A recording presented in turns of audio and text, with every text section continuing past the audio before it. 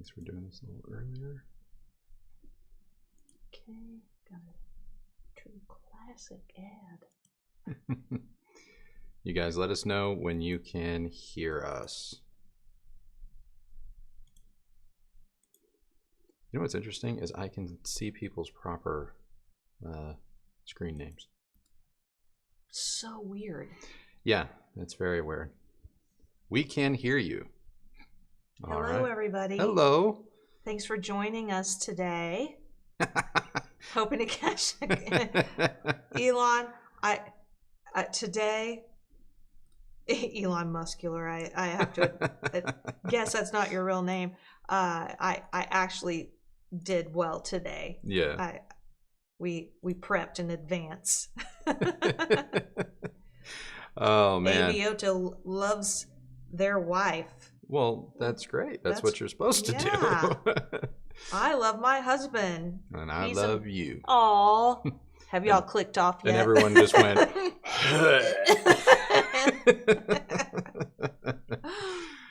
We thought we'd come to you a little bit earlier. Give it a shot. Because I know a lot of you that live across the pond or elsewhere other than the U.S. have complained to us or noted that it sometimes our usual 4 o'clock start time where we live has been a bit late. So we thought we would mix it up and try a little bit earlier time to see how y'all like it. Yeah, so it looks like everybody can hear us. So I think my glasses game is an 11 out of 10. I have had these glasses since these frames. I've had these frames since I think my first year in college. So my glasses game is getting tired. I keep threatening to get new glasses. Like I really, as I get older, now that I'm in my 40s, I really want to adopt my inner, what's his name? Shoot. What do you? Ian Malcolm, actor. Ian Malcolm, Jurassic Park. My inner Jeff Goldblum, and I want to get into glasses and just start wearing leather for no reason, you know? I'm into that. Because why not? He dresses great. Jeff is a stylized dude. He actually has a stylist. Yeah, he does. Like on staff. That's not his wife. He actually has people that like dress him. You know who else's style I really like? Who's that? Okay, it's not Chris Ellsworth, although he is fine. Mm-hmm. The other guy, the guy that is it Chris Pine?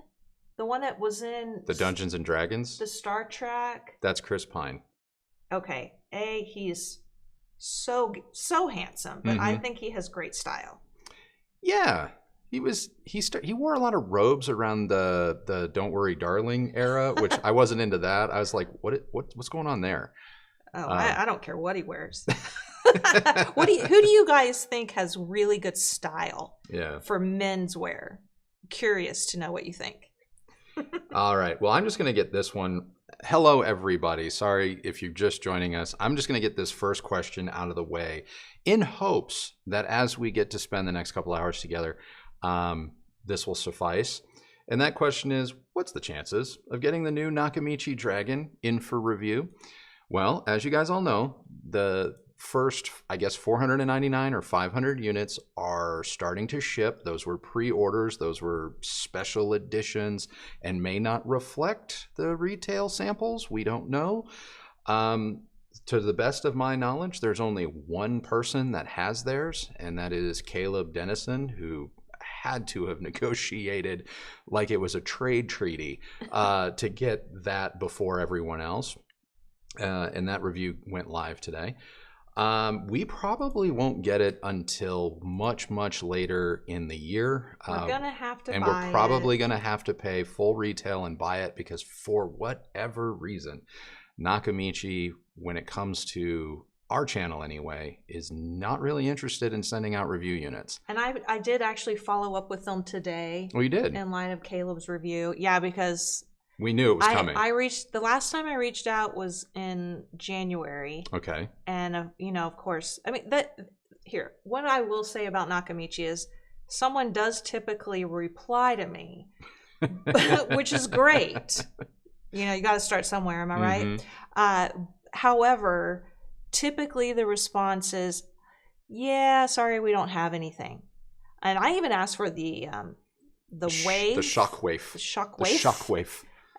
To that's what it's actually called, by the way. Yeah, to you know, at least have a comparison, you know, because we don't really have any experience with Nakamichi, and they didn't even have that, which I thought was weird. I have been emailing them since going back to 2021. That's how far back I have attempted to get something out of them.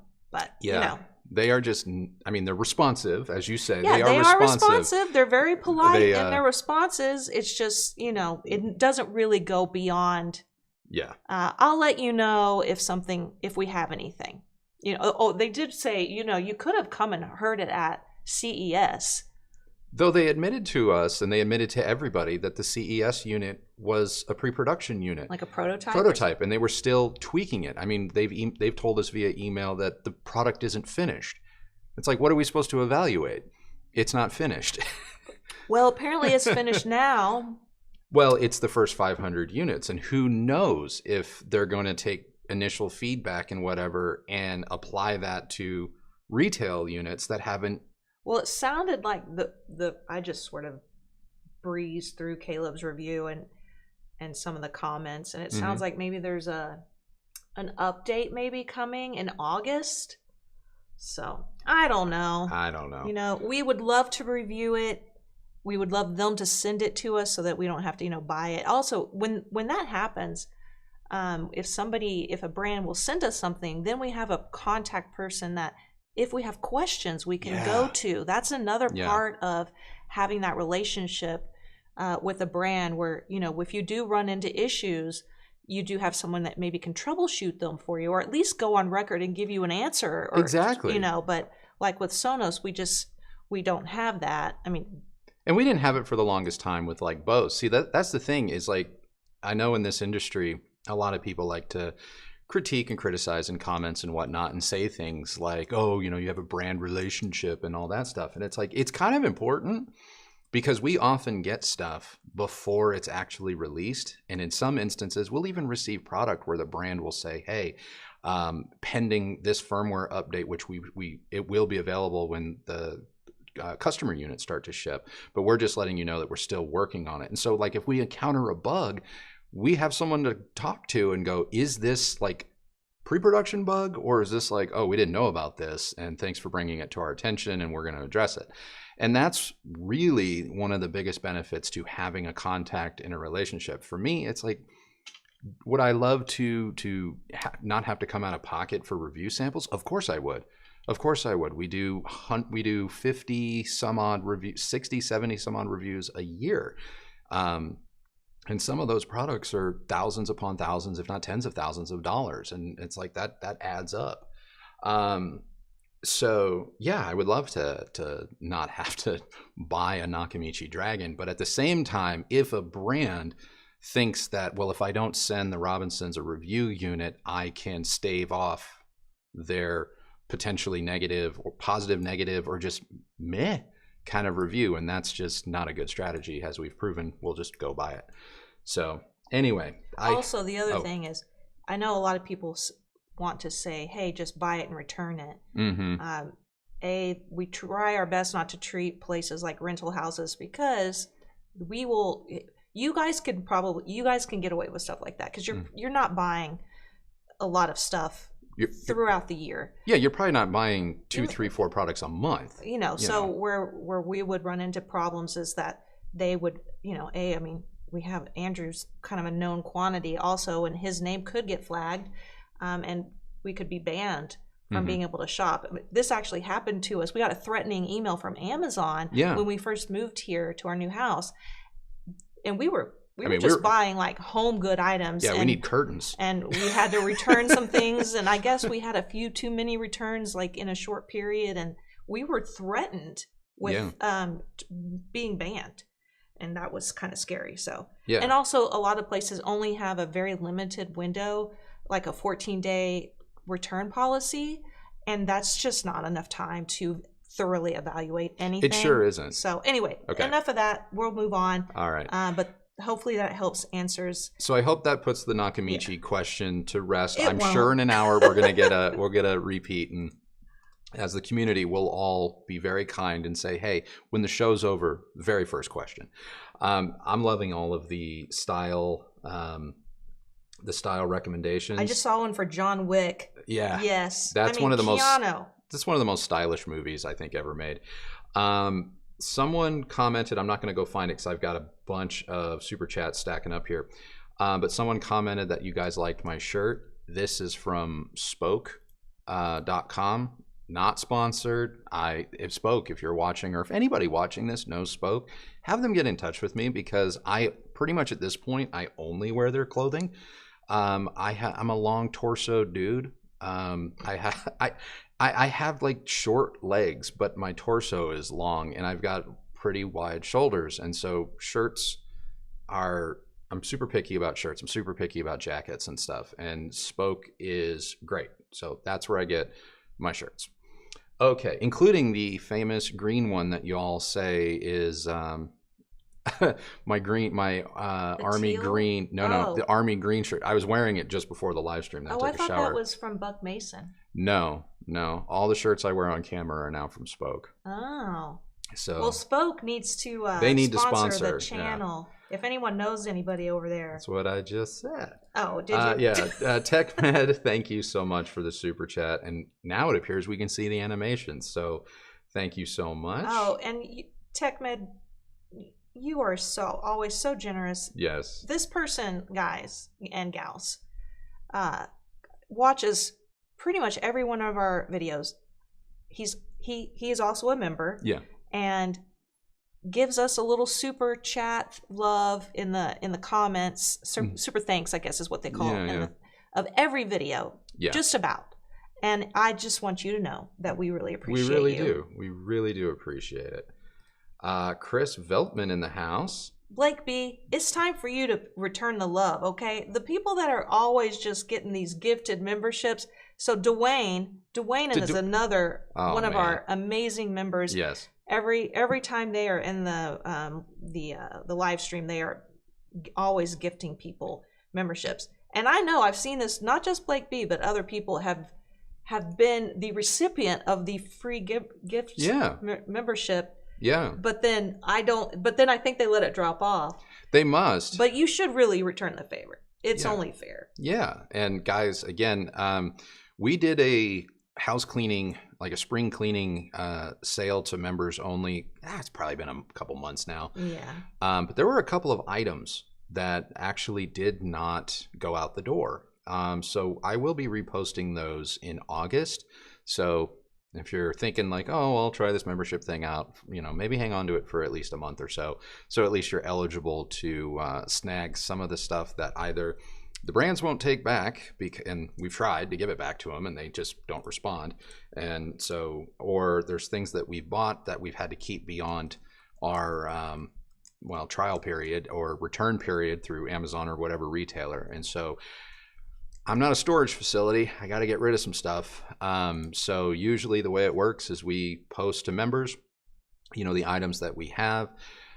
If we note on the item, it's basically the cost of just shipping. That means it's a sample that we could not get someone to, return. And I don't feel comfortable with myself as a human being making a profit on something I didn't buy. So we kind of give it away. I mean, we do ask that you cover shipping. But then the other stuff is stuff that we own and we just don't have a need for it anymore. So that is a member perk. And I think I'm going to resume the next, let's call it a back to school sale in August to try and get rid of some of the pieces that didn't sell during our spring cleaning. Chris, good afternoon. Can we all take a moment to thank Frederick Jones, the inventor of air conditioning? Yes. Oh my God. Chris, our AC went out like 2 weeks ago, or no, it went out a month ago. Yeah, it took two weeks to get a part. And then they ordered the wrong part. And then it took another week to get the right part. And then it took 4 days to get someone here to install it. And finally, the back of our house is no longer 90 degrees indoors. And it is So yes. And if you haven't liked the show just so far, go ahead, hit that like button for me. Yeah, please do. It makes a difference. Jordan, loving my mixed generation Klipsch RP 5.1.4 system. The one is an SVS SB 2000. What are your thoughts on sealed ported subs used in perfect harmony? What are my thoughts on sealed ported subs used in perfect harmony?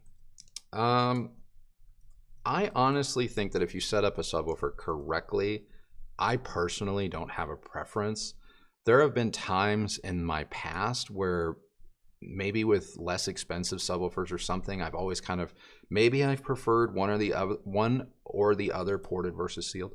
But lately, man, subwoofers have gotten just so good that I don't really worry too much about port versus sealed. I actually start caring a lot more about just how well constructed the cabinet is, what type of control the company allows me to have with their product, and how easy and convenient do they make those controls. And so SVS is great. They have the app with their phone that lets you dial it in from your listening position. I know Arendal has similar with some of their subs.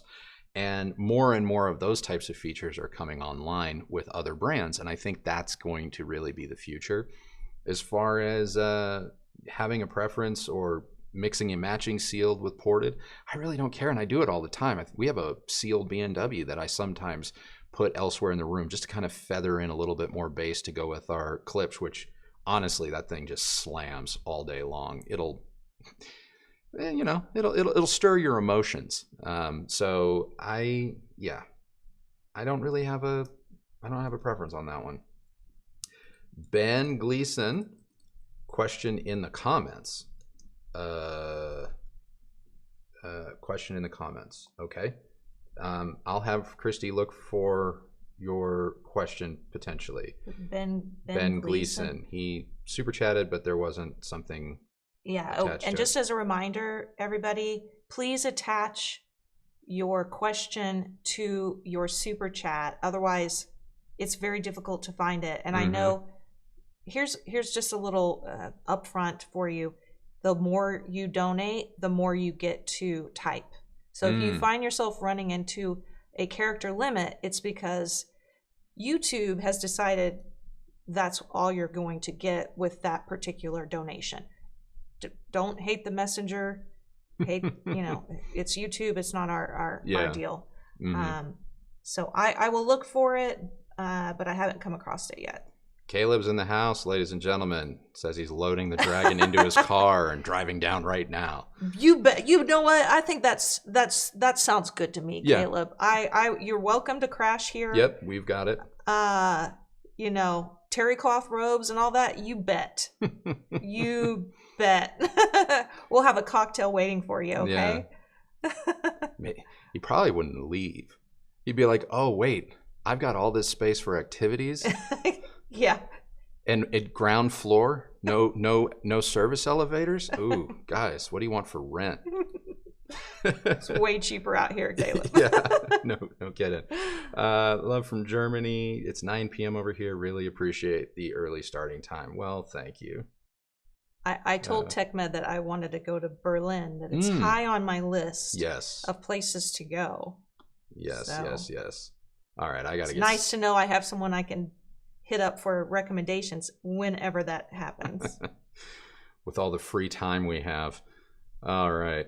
Ryan. Real quick. Yeah. It was Ben that had the super chat a second ago. Yes. Ben, will you please at me at Kristi Wright in the chat box with your question, because I can't find it. Okay, that'll work. That'll help us. Ryan writes, I bought a Marantz 40N based on your review, and I love it with my Elysian 2s. Never owned a DAC. Would my system benefit? To be honest, I don't know. The only way to find out with some of these things, because you're starting to get into like really super esoteric, into the weeds, as they say, because it's like, one person can sit there and say, I don't hear a difference. Another person can say, oh my God, it's night and day. I never hooked an external DAC up to our Model 40N because I didn't feel the need to.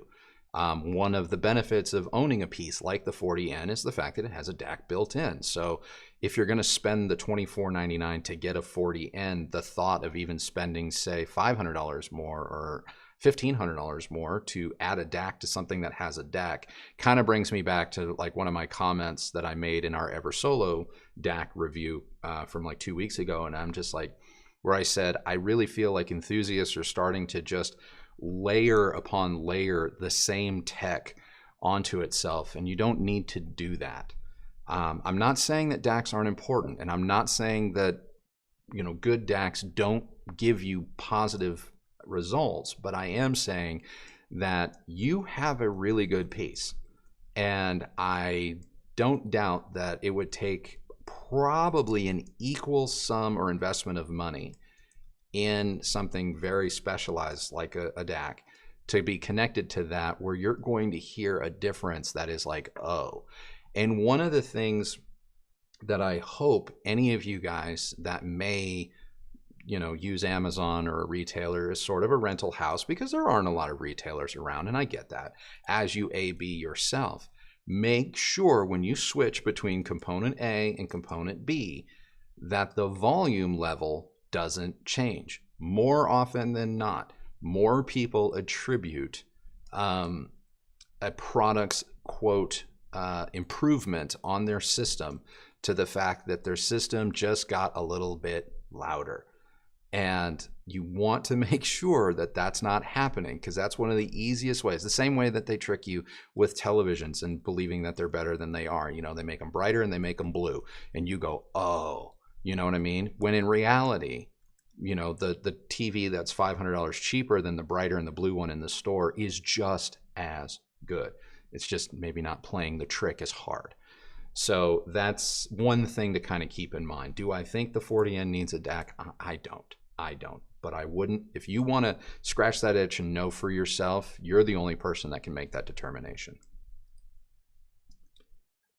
Oh, Nick in the house. Thank you, Nick. Hey guys, sorry I'm late. You're not late. You're no.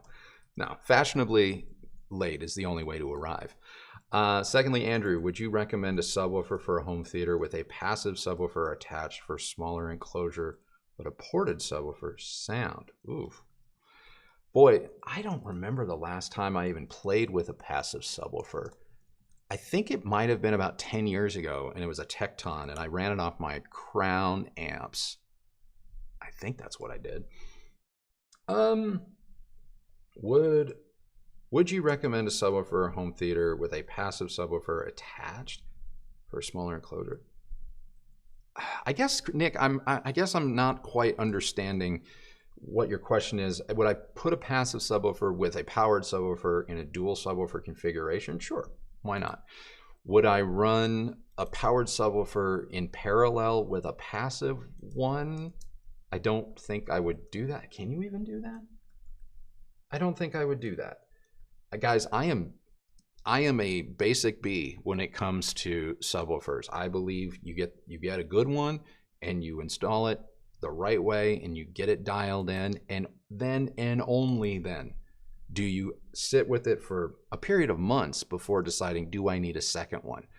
That's just automatic. I need 2, 3, 4, 5, 6, 7 subwoofers. To me is like, wow, that is a recipe for disaster and a good way to part with your money.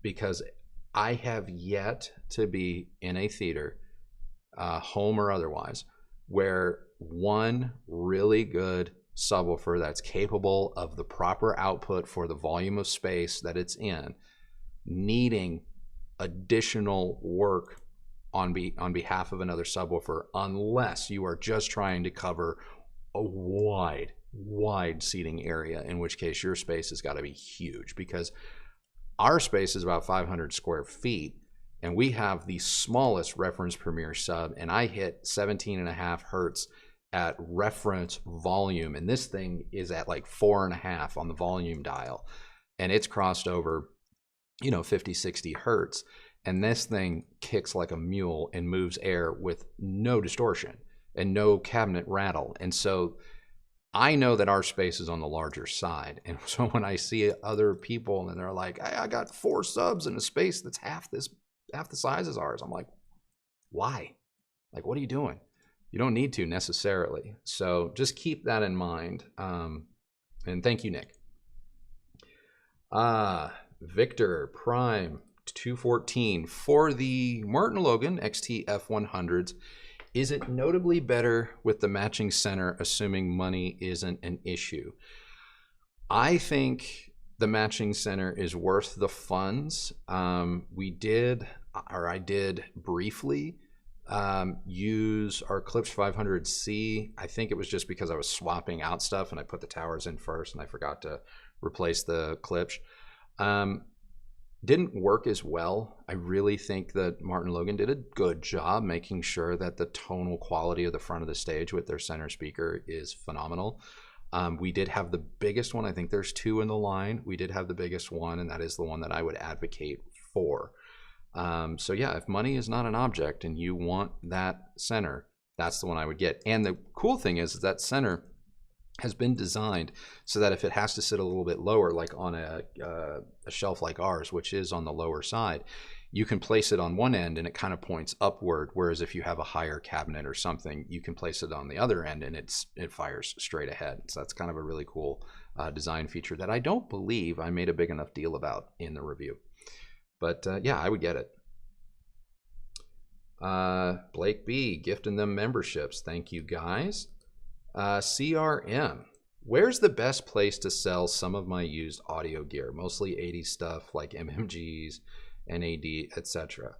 Well, there was a time where I would have said AudioGone, but I haven't been on AudioGone in probably 10 years. And the last time I was there, I'm like, what is this? I know a lot of people swear by Facebook Marketplace, but I kind of think eBay is still probably your best bet if you don't have like a friend in your office or area, or maybe people in like a church group or something that you can let know that you have something. I still think eBay is the best place. If you're looking to sell vintage gear, you might want to reach out to Lenny over at Just Audio. I know that they buy a lot of vintage gear. I don't know if they acquire it one piece at a time. Lately, Lenny seems to be just preoccupied with, you know, going into people's basements and finding like entire stereo stores from the 60s and 70s, which is cool, and more power to him. But if you're not comfortable with eBay, maybe Lenny can help you. That would just kind of, those are my kind of gut reactions. So yeah. Americo, did I say that right? Americo Perez, MartinLogan Motion Foundation Series review when? I guess because people are talking about it, the embargo's up. What embargo? MartinLogan Foundation. The entry level. Oh, I don't know. Yeah, we're gonna review it. We're gonna review it. That's all we can say. That's all we may be getting in trouble. Yeah. I don't know. I'd have to go back. People's embargoes are about as yeah. We will review it. Worthless as we will be reviewing it. I don't know what I'm allowed to say. Yeah. Let's see here. Oh no, you didn't. I'm gonna get. Okay, I just saw something because my scroll just went. But are you on? Do you have it being? Is it sorted by live? It is sorted by live. Suggestions for an in-ceiling wall sound system for music for an 840 square foot living room kitchen. Well, Kristi will hit you with what we use. I'll say this much. I love our Klipsch in-ceiling speakers. I love them. We were watching The Flash on Tuesday night. We were watching The Flash, and I was like, first of all, we can go on a whole side tangent about The Flash if you would like. Go ahead and drop a comment, and maybe that'll be act 2 of the show. But boy, these things just continue to just amaze me, and they're not that expensive, but they just haul. Now, I think ours go on sale for probably somewhere around $130 each. I think regular price on them is maybe $169 each, $170. The only other in-ceiling speaker that I would consider at the moment over these costs notably more. And those are the in-ceiling speakers from the joint venture between Bang & Olufsen and Origin that we heard at the showroom. At the showroom. Those were really nice. Those are amazing, but I want to say those are probably in the ballpark of $600 to $800 each, and for that money they should be, and that doesn't include an amplifier and all of that. But those were really, really good. We are contemplating maybe adding some of those elsewhere in the house, just because they do sound really, really good. But in our theater room, you would have to probably, I don't know. I don't see the need to get more than what we have. So I'm a huge advocate for the Klipsch in ceilings that we have. And I sent that link to to Juan. Okay. In the chat box. Okay, there you go. Hi, Andrew and Kristi. Just the usual hi from Susie and I. We think you are both fabulous and sending love. Well, thank you. We think all y'all are fabulous. We love Susie and Alex. Yes. Thank you for saying hello. Louis, I replaced my Focal 936 with Soper No. 1s and borrowed a Naim Uniti Nova, but unfortunately when I'm listening to music, my entire room is vibrating. I wonder if Dirac Live could help me. Your whole room is vibrating. I mean, Dirac Live might be able to kind of tamp down on your speakers exciting what appears to not be some type of node. Normally when people talk about room nodes, it's a suck, but you might have a boost. So that could be it. You could also just play with your speaker's placement. You would be surprised. Maybe moving the speaker a foot or so left or right, or your seating position forwards or backwards will cause that kind of resonance, that boominess to go away. And then use Dirac from there to sort of fine tune it. Obviously, the other thing you could potentially do is if the speaker is not decoupling properly, maybe you have older floors or an older home and that's what's causing the rattling. In that instance, you might be a candidate for some type of decoupling feet.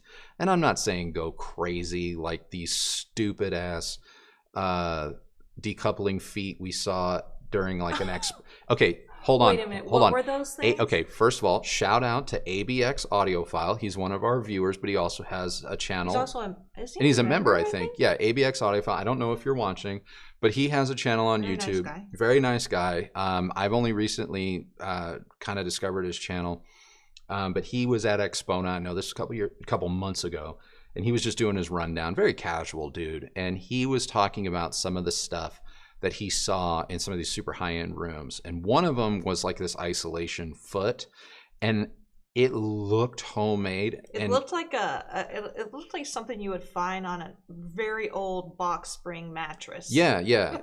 And it's actually using springs that anyone that's ever built a inexpensive fixed frame projection screen knows, those little springy coils that you kind of tension the material to the frame with. Anyway, he saw that. I had no idea what it was, so I had to Google it, and I looked it up, and it turns out that these homemade Home Depot feet are like $479 or $700 and some odd dollars for like 3. And I'm like, why 3? You're gonna need 4 on a speaker. Anyway, you don't have to go that far. You might want to try my trusty Amazon washing machine pucks. There, you can get a pack of 8 for like $12. Put those under your speaker, and maybe that will cut down on the rattling if you have like an older home and that's really what we're reacting to. So that plus placement, experiment with that first, then turn to Dirac to fine tune, and then go from there. So long-winded way. Long-winded answer. Improved garage. Welcome. Hi guys. I'm a little behind, but watching sped up. I hear that fixes all of my problems. I was able to be here today. I'm trying to find a pair of Rebel M16s in white for my office. Might also get a pair of Speaker Box 5s to compare. They're going to be a little bit different. I will say this, the SpeakerBox 5 S2s are not going to play as deep. They're not going to feel quite as full as the M16s. The M16s have that Harman curve to their voicing, and so they're going to be neutral-ish with just that little bit of body and just a little bit of roll-off, so that they go well with everything. Whereas the speaker box are a lot more linear, but they don't have that big as boost in the bass. And so in direct comparison, literally side by side, I would not fault anyone for going, the speaker box are kind of lean. Not really. It's just a little bit different voicing. As far as getting M16s in white, I would just check with someone like Crutchfield almost every day. Or if you can, or if it's not too much of a financial burden, go ahead and just buy them, like pre-order them. I don't believe they charge your card until they ship, but at least when their allotment arrives, you'll get them. That's the best advice I got. That speaker was sitting around forever. You could just grab it whenever, and then all of a sudden, apparently word has gotten out, and people know what a nice little gem of a bookshelf that M16 really is. Let's see. Ed, have 11. I'm like, have 11 what? Heaven 11. Heaven 11 Mark II versus NAD C399 for my new monitor audio S300s. I have not heard the Heaven 11 Mark II. I heard the Mark I, but I heard it eons ago, so I don't remember all of the things about it that I liked and all of the things I didn't like. I remember it being okay. I remember liking it. It was interesting. Had some goodness to it. C399, I mean, hell, you're buying an integrated that kind of does everything at that point, whereas I don't remember the 11 being that full featured. I would do the NAD. We've heard some issues about the original Heaven 11. Well, yeah, but I don't know if they've been fixed with the Mark II. Right, I know, but just because. Yeah. Because of that, I would go with NAD. I think they're Look, probably more tried and true. And, with free, if you need support, they're established and blah blah blah. Mm-hmm. I mean, and at the end of the day, NAD is just NAD. Like they always push the boundaries, but you're never getting something that you're like, what was that? They're always really true to themselves. So at a minimum, you've got that consistency. Dwayne, happy to have your stream today. You recommended the Basics A2 and Basics PT2 ordered to power my R700s. Budget for a great streamer isn't there right now. Your thoughts on the Weem Pro, also your favorite audio video editing platforms. I have not played with the Weem Pro. I have a Weem Mini. I don't consider the Weem Mini any better or worse than, say, an Arylic streamer or the new Cambridge streamer. I just think that it's cheaper. I would say that if the budget for a great streamer isn't there right now, perfect timing, because I have in our possession, we just picked up 2 streamers, and I'm not into streamers really, but the Cambridge AXN10 that was part of our budget video we did a couple weeks ago has just been so easy to use and so flawless in its kind of implementation that I'm kind of curious, like, are other brands catching up or this good? And so we have an Audiolab streamer. I haven't unboxed it yet, so don't ask for my opinion. We got our hands on an Audiolab streamer, and I haven't unboxed it, but I now have the Eversolo A6. So maybe we'll be doing some follow-up streamer stuff in the coming months, and that will give you time perhaps to, save up a little bit so that everyone's timing is aligned. Let's see here. Michael Walker, can you speak to Caleb about the Dragon? Yeah, I can. And I probably will when either he decides to give me the one he has or we go buy ours later in the year. I'm sure Caleb and I will exchange many stories, because I can tell you this much. I skimmed skimmed his review in preparation for this live stream because I figured you all had watched it maybe 5 or 6 times by now. And so I didn't want to be caught off guards. But come on, Caleb. That OSD belongs on a Game Boy, not on a $4,000 soundbar system. Just putting it out there. Anyway, let's see. I have the opportunity to build my own music room office. My setup has a pair of... Oh, did you catch Ben's? Ben? Ben Gleason. Did not see Ben Gleason's... Well, do it at okay, his after Juan's. Okay, let me do one. I have the opportunity to build my own music room office. My setup has a pair of 703s S3s. What dimensions would you recommend to build around them? Don't build a square. Don't build a square. I would highly recommend you do one of two things, especially if you're in the construction or pre-planning phase. Either reach out to a company that deals with acoustics. I would start with GIK Acoustics, use their free room builder and their free room advice. If Mr. Pape still works there, you'll deal with him directly. They will help you, and they will be able to help you more than I can just off the cuff in a live stream. Or go to, oh boy, Google. I think Dolby has some pretty good white papers. I know Harman has some pretty good white papers on room dimensions and how that correlates to acoustics. This is all free information, and I really would stress that you search those avenues out. The other thing you could do, because you're a B&W customer, is you could reach out to B&W and just see what they recommend for their particular product.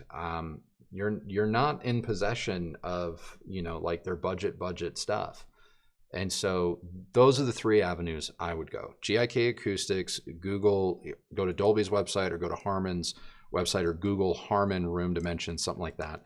And then reach out to B&W directly and see what they would, how they would steer, what direction they would steer you in. And then maybe take all 3 of those things, see where the similarities lie, where they differ, and then give that, either if you're your own architect or give that to your builder, your architect, and then go from there. I'm looking for Ben, right? Ben Gleason. Ben Gleason. Came back through and did another super chat with the question. Oh, I see it. I never did find the... Okay, I see it right here. Yeah. I was going to get to him. I know, but I just figured. Ben, new 2-channel listening room, 429 plus square feet, open back wall, 9 to 8 foot ceiling. Preferences aside, general suggestions and guidelines. Open back wall, 8 to 9 foot ceilings. I mean, if you have open, just don't put your seating position up against a wall. Make sure that your speakers are firing towards that openness. That's gonna, really open things up and give yourself a sense of space. If you can pull your speakers out from the wall that's behind them, if you can pull them out, 18 inches, 24 inches, hell, 36 inches, if it's not asking too much, you're only going to increase the sensation of soundstage depth and really start to get that arc of a proper stage. That's where I would start. Definitely read the manuals for your speakers. Sorry, our ice maker just went off. It'll be done in a second. There it is. Definitely read the manuals for your particular speakers to see what they recommend based on the designer's notes, and just kind of go from there. But do not ever put your furniture right up against a wall if you can avoid it. Avoid square rooms. And if you can, it sounds like you've got some depth and a little bit of real estate. If you can, pull them speakers out from the wall, and you're going to just increase the sensation of a soundstage that much more. All right, I got to go back up to find out where I was. Thanks for circling back, Ben, and getting us that question. Sorry we missed it before. Marcus, just being kind. Appreciate it very much. Pat Beasley, what up? What up? Love what you and Kristi consistently bring to this life journey. Oh, that's kind. With $2,500 for an amp to drive the Klipsch KLF-30 plus sub. Thoughts between Blue Note, S Node plus Emotiva, Basics A2, 6000A player, Model 40N. Klipsch KLF-30. Can you Google that for me? That sounds like an older speaker, so I just need to see it to see if I have any if I have any knowledge of it. Oh, these look big. Oh, okay. Those are gigantic. Those, okay, it's been a minute. Probably something with decent power and control. I would say that I'm probably more in the Basics A2 camp for those. I believe it or not, I know Klipsch typically are a little bit more sensitive or efficient with power. Don't get me started on, well, they lie about, I don't care. Even their quote right efficiency numbers are typically higher than about 90% of the market. If you really want to make those things, those woofers kick and have the right control, I would go Basics A1. Get two mono, one per speaker, and then whatever preamp you want.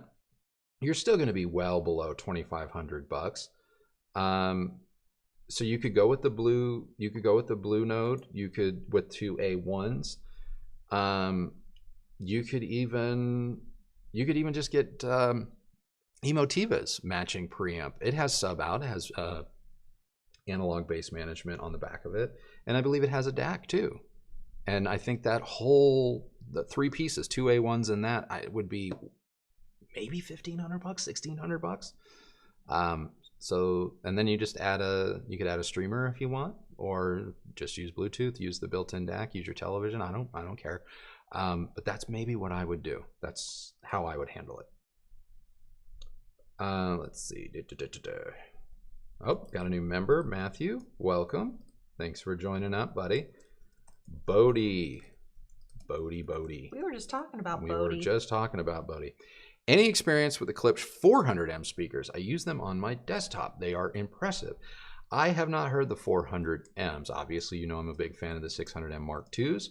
And of the new reference line, I prefer the bookshelf speakers over the new towers.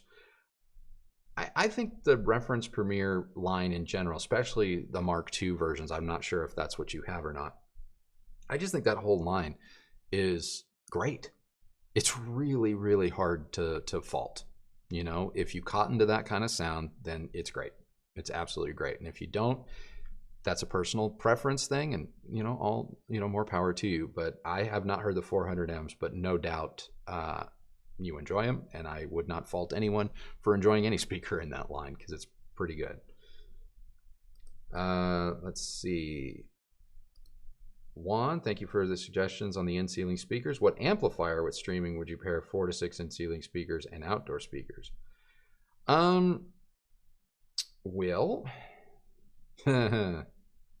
don't at me in the comments, but you could go with something like Sonos's amp, which would let you stream to them to your heart's content. You could easily just get a receiver, like a cheapy 7-channel receiver, hook them all up to that, set it to all channel stereo, which will just basically treat every speaker equally.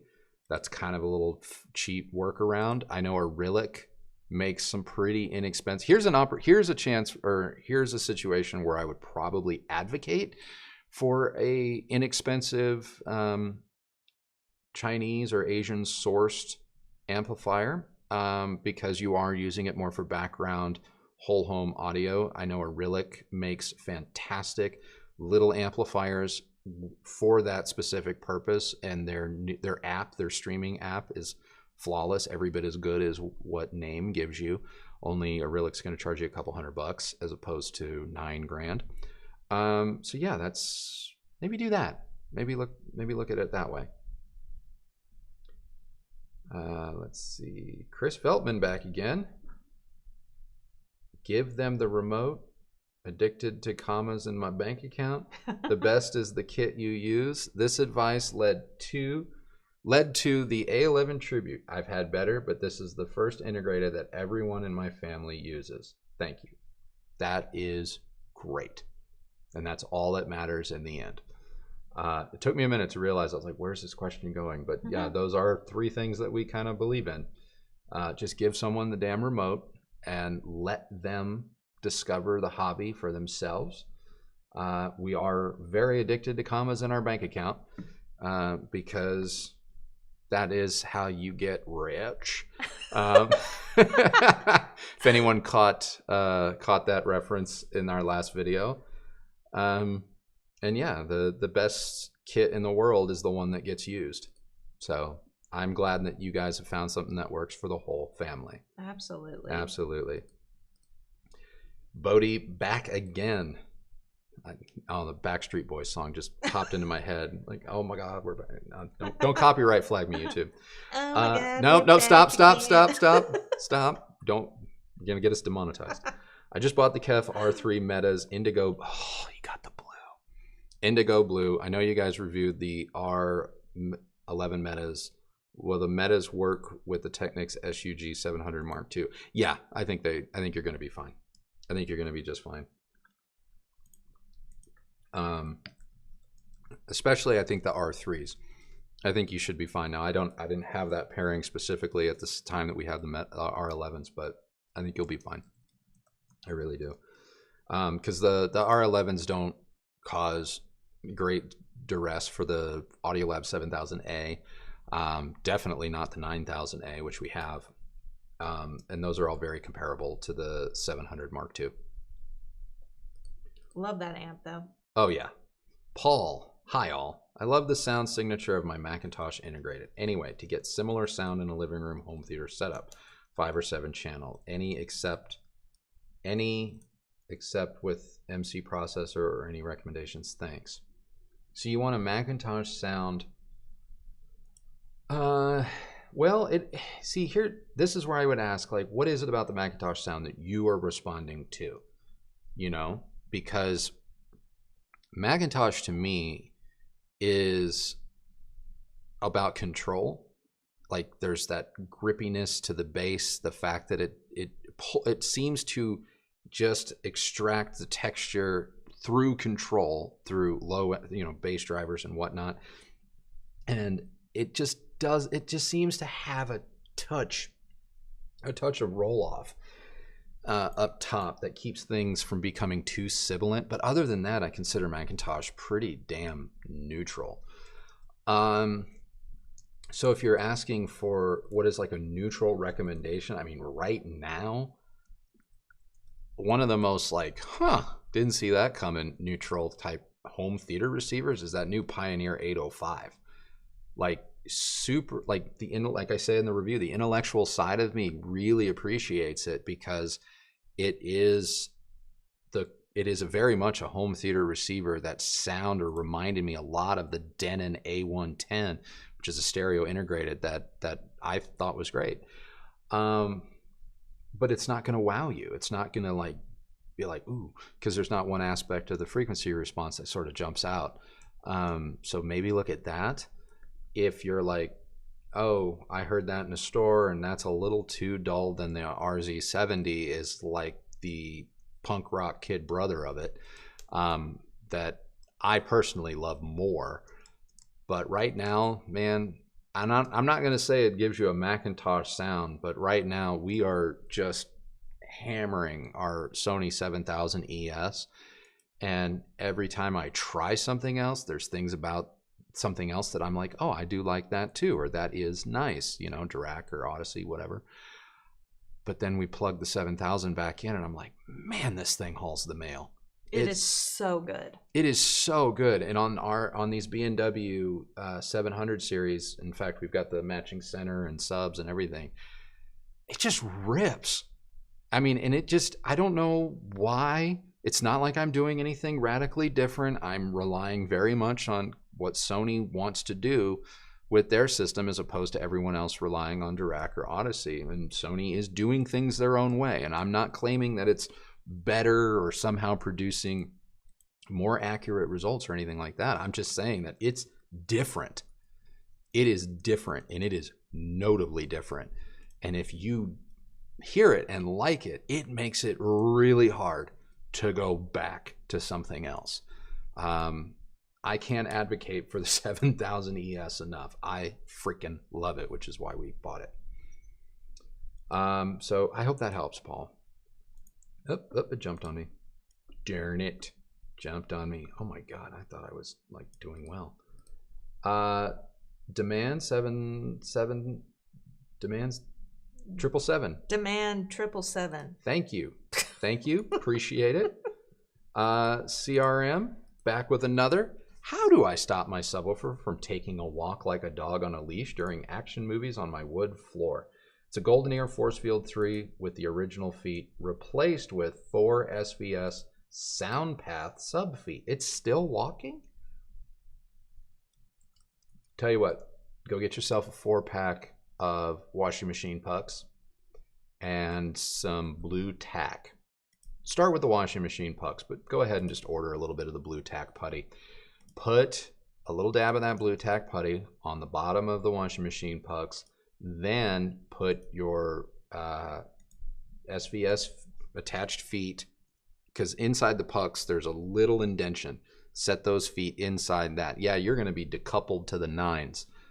But if it walks, then you need to leave the most creative 1-star review on Amazon for these washing machine pucks, because if it can keep my dryer from trying to run away on, you know, or the washing machine on spin cycle high from walking into our hallway, it should be able to stop a Golden Ear subwoofer.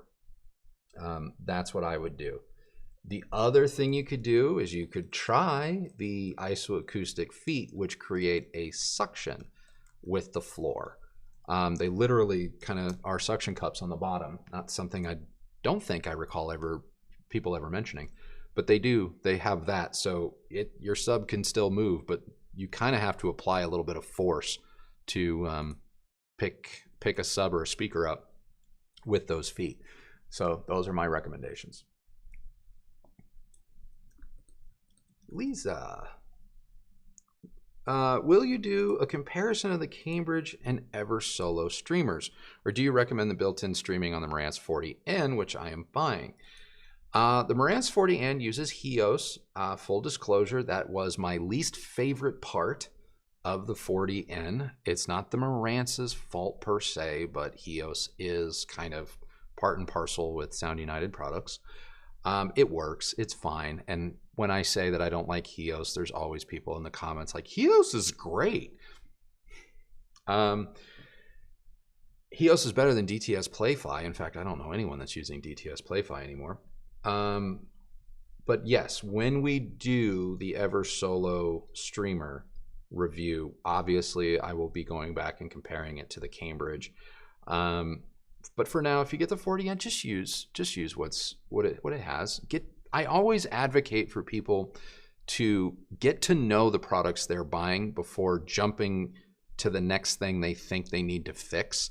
Because a lot of times, if you just live with something and spend the time, you'll realize that either you're going to learn something about it and just kind of adapt, and then it won't be a quote problem, or you're going to get it and be like, oh man, this is even more advanced than I need. I can't even imagine tacking on, an extra box or whatnot. So just get the 40N because and learn to live with it and kind of learn its quirks, and then you'll really know what works for you versus what doesn't. And then that can inform your purchasing decisions going forward. I really think people make way too many blind purchases where they're like, this is the best streamer, when you got an Apple TV connected to your television and you already have all that capability. Demand 777. The Yamaha AS3200 sounds flat compared to the Yamaha RN200A. So I use the 2000A pure direct disabled as a preamp to the 3200. 3200 sounds great now, but the highs are too rough. What to do? Wow. Okay. Well, the 32, what you're responding to on the 3200 has to be just Yamaha's blisteringly ruthless neutrality and complete lack of color, distortion, character of any kind, which is technically a good thing. I mean, that's really what an amp should do, right? But I get it. Sometimes you're like, where's the beef? The 2000A, I guess it's been a minute since we had the 3200, so I'm not sure I can make a fair comparison here. But you're using the 2000A in pure direct disabled as a preamp and using a 3200 as an amp. Wow, that's an expensive setup. Why? But the highs are too rough. Well, you could. Why not just go with one or the other? Have you run YPAL on the 2000A? Or is it 2000A or 2000N? We have the 2000. Yeah, we have the 2000. That's the new one, right? Am I thinking correctly? Or maybe the A is the old one, the N's new. Well, if we're talking about the same 2000, try running YPAL, because that may help kind of fix certain anomalies that are occurring in your room that may be lending themselves to this high frequency roughness. If we are talking about different ones, I mean, tone controls, I know Yamaha's got them. That might be your best option. Really the 3200 isn't enough. Well, that's a head scratcher. But that's what I would recommend. Those are the two suggestions where I would start. Korigami? Yeah. Do you think the KEF R11s plus a Uniti Atom are too much for neighbors in a shared wall apartment when played at lower volumes? I mean, do you need R11s? Unless you already own them, in which case, if you already own them, yes, you need them. Don't get new speakers. You have great speakers. If you haven't bought R11s, I'm willing to bet you could probably get away with KEF R3 or bookshelf metas that are like $2,000 a pair and an Atom and still be just as happy. I'm not trying to say that the R11 metas aren't all that in a bag of chips. Obviously they are to me because, you know, we kept them. But I think if you're worried about volume and worried about upsetting the neighbors, like maybe go with KEF's smaller bookshelf in the meta line and do the Uniti Atom. Yeah, my only concern with a shared wall apartment, most of the time apartment or on the smaller side, living rooms are smaller, and I'm with you. I don't know that the tower speaker is really necessary at this point. Yeah, that R11 likes a lot of space. I mean, in that review, we noted that it sounded best spaced further apart from its sibling than almost any speaker we've had in this house. And it needs some room for all of that sound to come together. That's why I think that you might be really better off with the R3 bookshelf, which is a 3-way bookshelf, or heck, maybe go metas. LS50 metas with a name. Yeah, I mean, do you already own the Uniti Atom? If you don't, as much as I love that amplifier, I wouldn't buy it now. It's just outdated tech at this point. It's bound to be replaced. Yeah, it probably is going to get an update. I think there are other amplifiers that would maybe be with you longer term, you know, just because they're probably going to have maybe a little bit more power. Well, the Audiolab 7000A is $1,700, is every bit as good now as the Atom, has a little bit more power. Yeah, I mean, if you're piecing together a system for the very first time and you're in a smaller space with shared walls, I don't think the R11s are going to be the right fit. Not saying don't go KEF. They make a great speaker.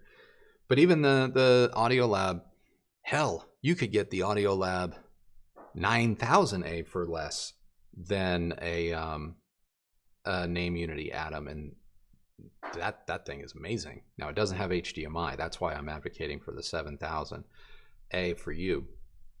But yeah, just kind of keep those things in mind. Alex Thompson, have you ever used or heard of someone using Sonarworks calibration for home theater casual listening use? I have never even heard of it. So that is the easiest answer ever. No, because I'm going to have to come back to this and Google it because I actually have no idea what that is. I've never even heard of it. Sorry. But thank you very much for your super chat and support. I really. Oh, wait. Hold on. What? This is what I was waiting for. Alex's question. Alex? Yeah, didn't you just read the super chat? Yeah. Okay. So Alex put up a pretty funny question earlier that I wanted to bring up. Okay. So just curious how you go about testing, quote, spatial audio in a music sense, since that's becoming a more popular format. Do you go about it the same way as theater surround? Okay, guys. And I don't think there's no malice. No, I'm not saying that, but it's been a rough week. All right. We're going to take the questions off the screen. We will get, I will catch up, trust me. Sidebar, camera 2.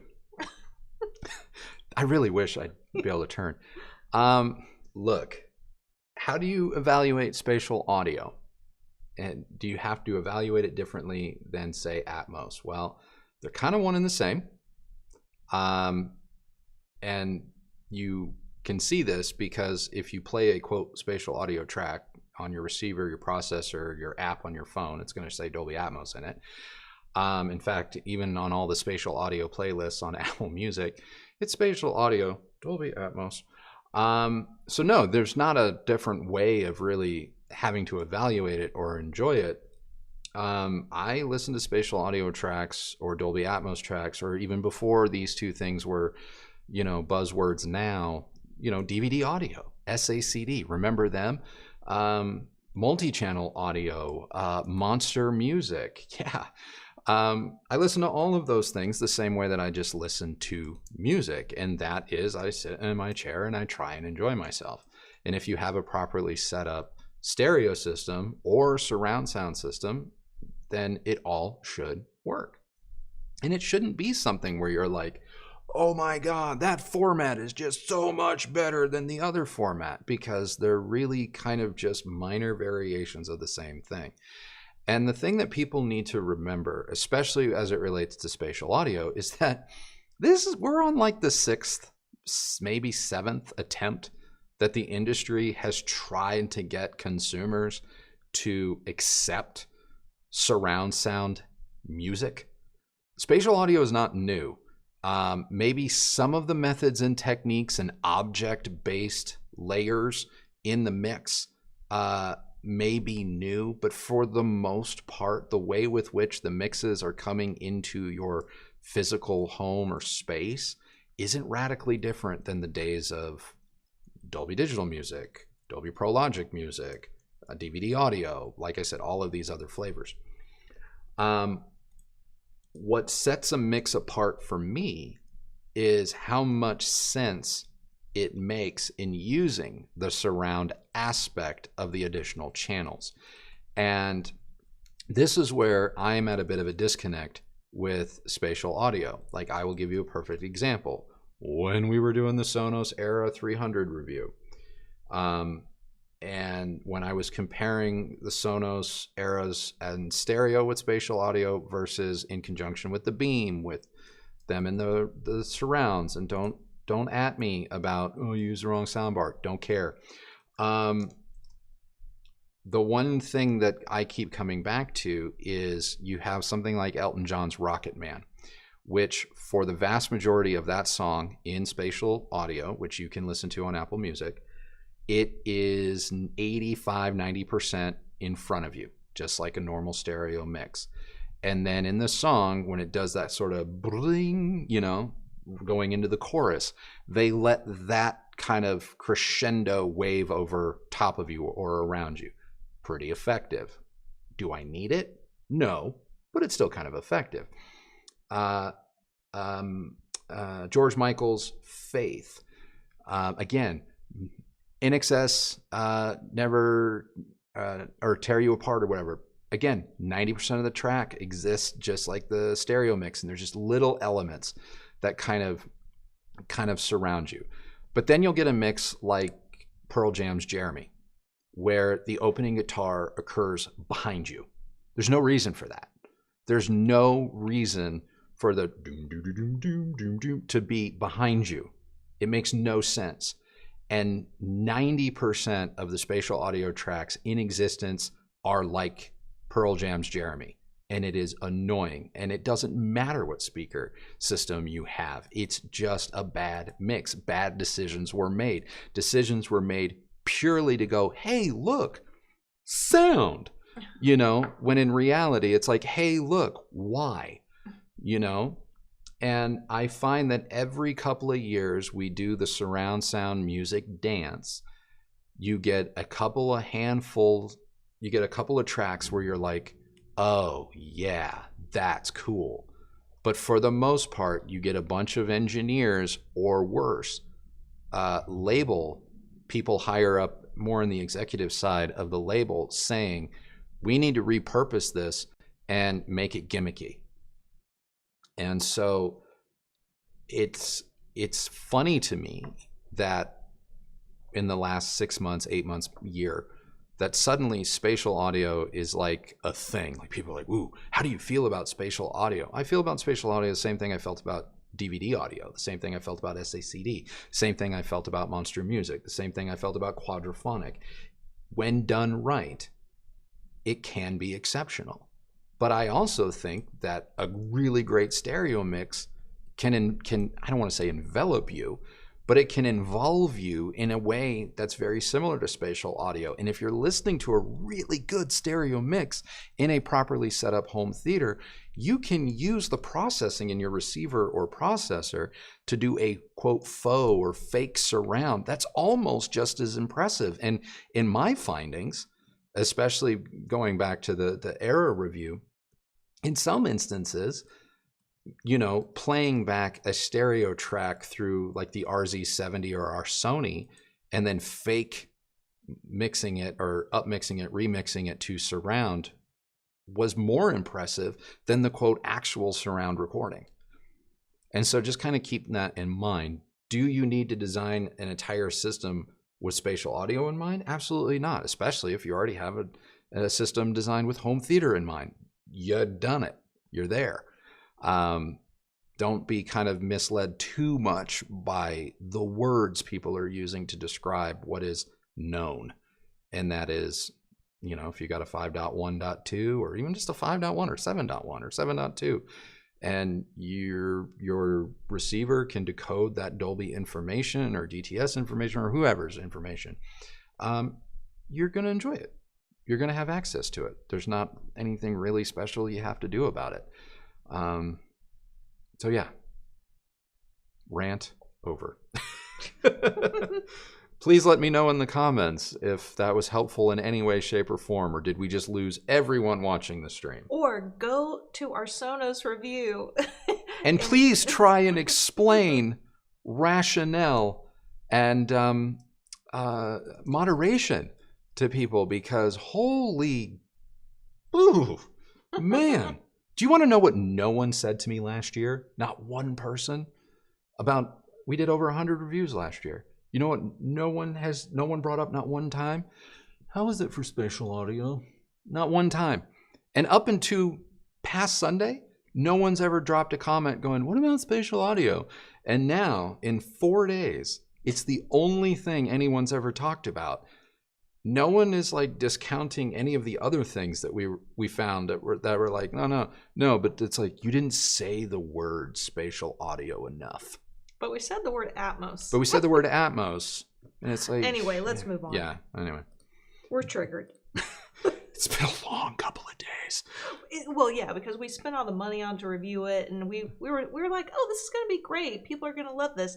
And then, oh my God, so much hate. I apparently, in that video, I didn't see it. It must have only been on screen for a flash, but I guess I kicked a baby or something. Maybe I yelled at a puppy. I don't know, but the thumbnail is literally great-ish. Yeah. Everyone's convinced that we hate it.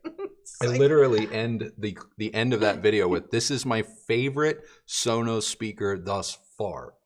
It's just so different from everything else that they make. I'm hopeful that in time they build the ecosystem around what they're doing here versus letting this just be the odd duck. That is literally my conclusion. And people are like, you know what you can go do with yourself. Totally. You know. Anyway, Drew, thank you for the quality reviews. I upgraded from an entry-level project turntable to a Technics SL100C, and I am blown away by the improvements. Well, that's great. That's great. If you want to comment further down below and just let us know, like what specific. Oh my goodness, so sorry about that. Excuse me, carbonated beverage. What specifically did you find to be improved? I would be curious. I'll have to probably read all the comments after the show, but I would be curious if you don't mind. Improved ground, thank you for the comment. I'll get the Revel and go from there. I don't think you'd be, you're not making a bad choice. I'll say that much. Let's see. It jumped on me, guys. Jumped on me. There it is. Juan Frederick again. Ever heard of the Cabase Rialto? They were one of the highlights at high end in Munich this year. Very strong competitor. I have not heard any of their products. I am aware of the brand. I have heard them at trade shows in the past, but I have no personal at-home experience with anything they've ever made. So I'm just going to have to kind of take your word for it. But it doesn't surprise me. I know, at least in Europe, they've made several products over the years that people have been pretty keen on. So that's great. Eric, just returned from my home country, Denmark, where I heard the Cornwalls make me wish upgrading from Sonus Faber 2.5s, looking at used Cornwall, the Scala, or even Klipschorn. Your recommendation. Okay. If I didn't have a channel, because I now have the space, if I didn't have a channel and never had to touch them again, and I could just go about living my life, listening to music and doing all of my acoustic, hi-fi, and home theater choices for me, I would get a pair of La Scalas in a heartbeat, call it a day. Love that speaker, miss it to this day. I'd have them customized because I think they would look absolutely bitchin' with a little bit of flair, like we could do. But I would buy La Scalas in a heartbeat. Klipschorn, I'm probably going to anger a bunch of people. I don't think, given my experience with La Scala, that there's going to be a huge jump in a delta there. Not quite the same that there is Cornwall to La Scala. The Cornwalls are great. Obviously, we have them. And I love them. And they are a speaker that continue to impress me. And they're a speaker that I continue to kind of get to know better. But the La Scala is that it's rarefied air. It's rarefied air. It just, it's crazy. But they don't have the bass of the Cornwalls. So if you want that, then you should go Cornwalls. But if it were me, I would buy La Scalas, have them customized, and call it a day. If I was trying to build that kind of a system for myself long term, and I never had to move them again. Otherwise, to be perfectly honest, the Cornwalls are great, and I love them, and I wish I could leave them out permanently. But I, as running this channel, and for you guys to be able to see these types of heritage speakers more, the Forte 4s would be in heavier rotation than the La Scalas, just because they're easier to move around. So yeah. Dwayne, streaming any new shows right now? I'm currently catching up on Silo. We are watching Hijack on Apple TV Plus with Idris Elba. He's my movie star boyfriend. Thank you. He's got a harem at this point because I've never met anyone who's not married to him in their fantasy. Hijack is fantastic, and this last episode was especially intriguing. Very good watch. Still don't even really know what his character is about. you know, like, who is he really, you know? You just binged the crap out of Foundation season 1. Yes, I love, what is that guy's name? The main actor? Lee Pace. Yeah, I love him. So yeah, I've been watching that. That's a very complicated show. You really have to pay attention. And I have subtitles on because I also need to read and hear while I hear what they're saying, because there are so many different storylines, and every character, there's like, it centers around these like 3 versions of the same person, yeah, guy, and they're all clones, and so the middle one is like the one in charge. He's like the king. Let me give you a breakdown. And there's a young one, a middle one, and then the older one, and they're all the same person, but just at different stages. And there's other ones like somewhere else being like grown in a lab. It's weird, but it's good. But what I've really been loving is Justified. Yeah, she's catching up on like 7 years of the original Justified. Now there's the new one. Yeah, I haven't seen We haven't even gotten there, so no spoilers. I think I'm in season 3. Season 3, episode 2 or 3. Yeah. No, I'm further along than that. But oh gosh, Timothy Oliphant. He's my other movie star boyfriend. That boy is so cute. Love it.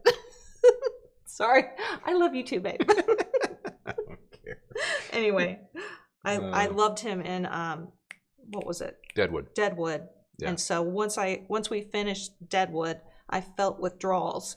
So I found out, oh, he's in this other show, and there's like 1 million seasons of it. Yeah. That'll last me a minute. Yeah. Yeah. So that's what we've been watching. Hijack. We finished Platonic comedy with Rose Byrne and Seth Rogen. Seth Rogen. Funny show. And I'm excited. Morning show's coming back. There's another one coming back, season 2, that we liked, and I just drew a blank. We've been watching the zombie show, the Walking Dead. Walking Dead New York. Yeah. With Maggie and Negan.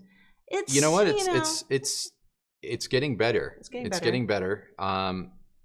It's nice to see that universe outside of like Atlanta. So yeah, those are the things we've been watching. Someone says, Jared Crandall says, Kristi sounds like a high schooler fawning over guys. If Andrew did that, he would be canceled. I mean, I wouldn't be canceled, but at the same time, it's kind of difficult for me to fawn over people because I actually get to see her. And, well, she's hot. So. Aw, thank you. Soggy says, I received my Dragon last week after having the A9 and the 990B before it. The A9 bubble was spectacular, but this system takes immersion up a notch. The OSD really isn't that bad versus the A9. Well, look, I'll say this much. I'm excited to hear it, see it, experience it. I am really trying hard not to let a year's worth of anticipation by the community at large color my opinions of it. I full disclosure, I find it incredibly annoying when people give their stamp of like approval to something that, you know, was like a one-time, you got to see it in a darkened room and in something, and like everyone came out with their quote review of the Dragon, you know, after CES. Like, I really don't like that sort of stuff. But I understand that as a brand, you've got to create hype, you've got to create demand for your product. So I am trying to remain Switzerland here. Just understand that if, as a person in our position, like, I have been hearing about the Dragon for over a year. And I have been hearing such definitive statements about it, and I really just struggle. It's like, you can't be definitive about something that isn't real. Now that it's starting to get in the hands of people, it is very reassuring, you know, when you hear stuff like this where it's like, hey, it actually is doing or maybe living up to its hype or promise. That's great. I am a big fan of that. But I am trying to stay as neutral as possible until the day that I get to experience it for myself. Justin, thank you. I don't see a question here, but Justin Marsh with $50. Oh, wait. No, I've got it. Oh, I've got it. Justin wants to know, can I run the Polk R700s with my Onkyo RZ70 without the amp and buy the amp later? The RZ70 will power the Polk R700s just fine on its own. I don't think you'll need an amp down the road. But if you do, you've got the full preamp outputs, and you can add a third-party separate amplifier, whichever one you want, at a later date, and you will also be set and styling. But that RZ70 will drive those speakers as good as anything all by itself. Thank you for the very generous chat. I appreciate that. Victor Prime. For focus on immersion with movies and games, music unimportant, Sony 5000 ES or Denon Marantz Onkyo. Side questions, are the bass control concerns real? When it comes to immersion, especially with gaming, I have not heard better this year or since we've had the channel. I have not heard better than our 7000 ES. So I have to imagine the 5000 ES is going to be either exactly the same or 1 or 2 percentage points off. Next in line, I would put probably Onkyo's RZ70, as I stated in that review. That was very good as well. The new Marantz Cinema 40 is proving to be interesting. I was playing PGA Golf and on the PS5 through the Cinema 40 earlier this week, and here you go, Oro 3D fans. Thought the Oro upmixing of the multi-channel soundtrack and sound effects on that game through the Cinema 40 sounded really good. I really liked kind of the ambiance that profile created for that game. Still prefer the Sony, but that's nice to know that the Marantz can do that. Are the bass control concerns real? Unfortunately, I guess I don't hang out on enough forums or other comments about the Sony products, so I'm not quite sure what the bass control concerns are. I can tell you with our 7000, I will say the Sony in certain sound profiles, specifically AF auto format decode with 360, it definitely bumps the bass. It definitely does. But you can get around that by either just turning your subwoofer down or going into the menus, grabbing the manual EQ and just taking the bass and taking it down 1.5, 2.5 notches or whatever. But it definitely, certain decoding formats on the Sony definitely boost the bass. And it also matters when you run the auto EQ inside the Sony, it also matters which curve you choose. I know the default curve, I believe, is reference, which is like what Sony, quote, is referencing back at their studios. I do full flat. I do flat. I just want everything to kind of be flat. And even then, there's still a bit of a boost. So maybe if you have the 5000 ES and you're experiencing this boost, go in and just change the reference curve. You know, just play around with it. But I don't think that the concerns are like crazy real. Unless, of course, you're one of these people where it's like, I need 19 independent subwoofer outs, of which case, yeah, the Sony's not gonna do that. Let's see here. Sam Gas? Yes. Any thoughts on the best way to integrate home theater in 2 channels? Should stick to preamps that have home theater bypass? I mean, that's the easiest way to do it, is stick to products that have kind of a home theater pass-through bypass. You know, your Parasound Hint 6s, your Audiolab products, Marantz 40N, Emotiva preamps do that. I mean, that's one way to do it. To be perfectly honest, though, this notion that you need to go crazy on more 2-channel gear, I would rather see people invest in the right quality receiver or processor and separate amplifier or just receiver in general, and do a better job maybe kind of squashing myths in their own mind. Because I've played this game with people in the past. It's been several years, but I have played this game with people that were insistent, like, oh, 2-channel gear, this and that. If the other person doesn't know what they're listening to, I have yet to find somebody that can pick like a 2-channel system of equal cost to a modest multi-channel one, be it a receiver, processor, and amplifier separate, with statistical like regularity. For what it's worth, I've also never been able to find someone with statistical regularity to pick a non-MP3 file, 100% of the time. So just understand, like, there's certain things in this hobby that we kind of get in our heads and we're reluctant to let go of. Receivers have gotten so good, and then you throw in all of these room correction options like Dirac and whatnot on top of it, and it's like, this 2-channel stuff can't touch this kind of thing. They really can't. I mean, some are starting to get the memo, NAD and Lingdorf and all that. They're starting to get the idea and go, oh, this is what we have to compete with.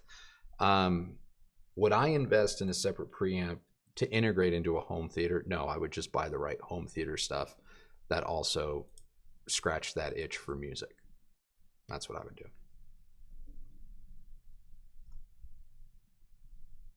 Let's see. Glenn, why is my only option on Super Chat $1.99? I don't know. It's probably not your only option. Well, honestly, I guess I don't know. The more you donate, I know the more characters you are given to type your chat, but I don't know. I've never heard anybody saying they're limited to $1.99. Maybe it's your country of origin. Who knows? Or your device you're on. Yeah. Well, they're watching from a phone because it's a 99¢. Oh, that may be it. It may be the phone. It may be the phone. I don't know. Someone says, Shem Shershot says, use the sliding scale bar to increase it. Oh. Yeah. Okay. And Lisa confirms there is a sliding scale. Okay. Well, there you go. Oh, we're back. Local R11 deal for $2K a pair is why I'm thinking R11. Thinking of investing. Oh, I mean, if you can get R11s for $2,000. You should finish reading the question. Thinking of investing in R11s now and using in an 18x13 apartment left and right until I move in a couple of. Ooh. I mean. The regular R11s? Yeah, and I haven't heard those, and I'm gonna go out on a limb and say I'd be hesitant to say there's like a night and day difference between the R11s and the R11 metas. There's probably some improvements, but I haven't heard the original R11s. Look, they'll work. They'll work. $2,000 for that speaker, because I would consider that speaker or any speaker in that kind of class end game. Really? I mean, I listen to R11 metas and I'm like, do I ever need more than this? To be honest, no. Oh, man. Well, let's just say that if you decide to do this in a couple of years, you might hear them for the first time. Yeah. That's the best answer I can give you. Not to say that you won't enjoy them in the interim, but if you move and you've got a larger space and you're able to kind of turn them up and really appreciate them, you'll be hearing them for the first time. That's the best I got. And I thank you for coming back and clarifying. Really appreciate it. But at this point, that's my answer. Boy, CRM, man, you are being so generous today. My Heresy sounds great. My wife loves how low they sit. I'm wondering if you think that the Lintons or Mission 770s could be placed on lower tilted stands like the Heresies and sound just as good. No. It's that simple. No. Because for the same reasons that I personally don't like the Heresies on Linton stands, because we did try that when we had both. Speakers have been designed to work a certain way, and the way with which you see them was part of the design, and they have been voiced to a degree to work in that manner. Not saying you can't do Lintons low, low boy and all that, but if you've ever heard the Lintons or the Mission 770s, the way that they're supposed to be set up, I would not be surprised if you were to put them low, slung upwards, if you were like, okay, well, it's not bad. And again, I'm not saying that it's bad, but it's not bad, but it's also not what I remember, and it's not what I want. I wouldn't be surprised. So just throwing that out there. TM, thank you very much. I'm not seeing a question. So TM, $9 or $10. But if I come across something, if you meant to ask a question, I'll try and click on it. Anthony Ryan, $5 for the rant. You're welcome. That was a Sonos rant. Yeah, spatial audio rant, whatever. Or yes, sorry, spatial audio.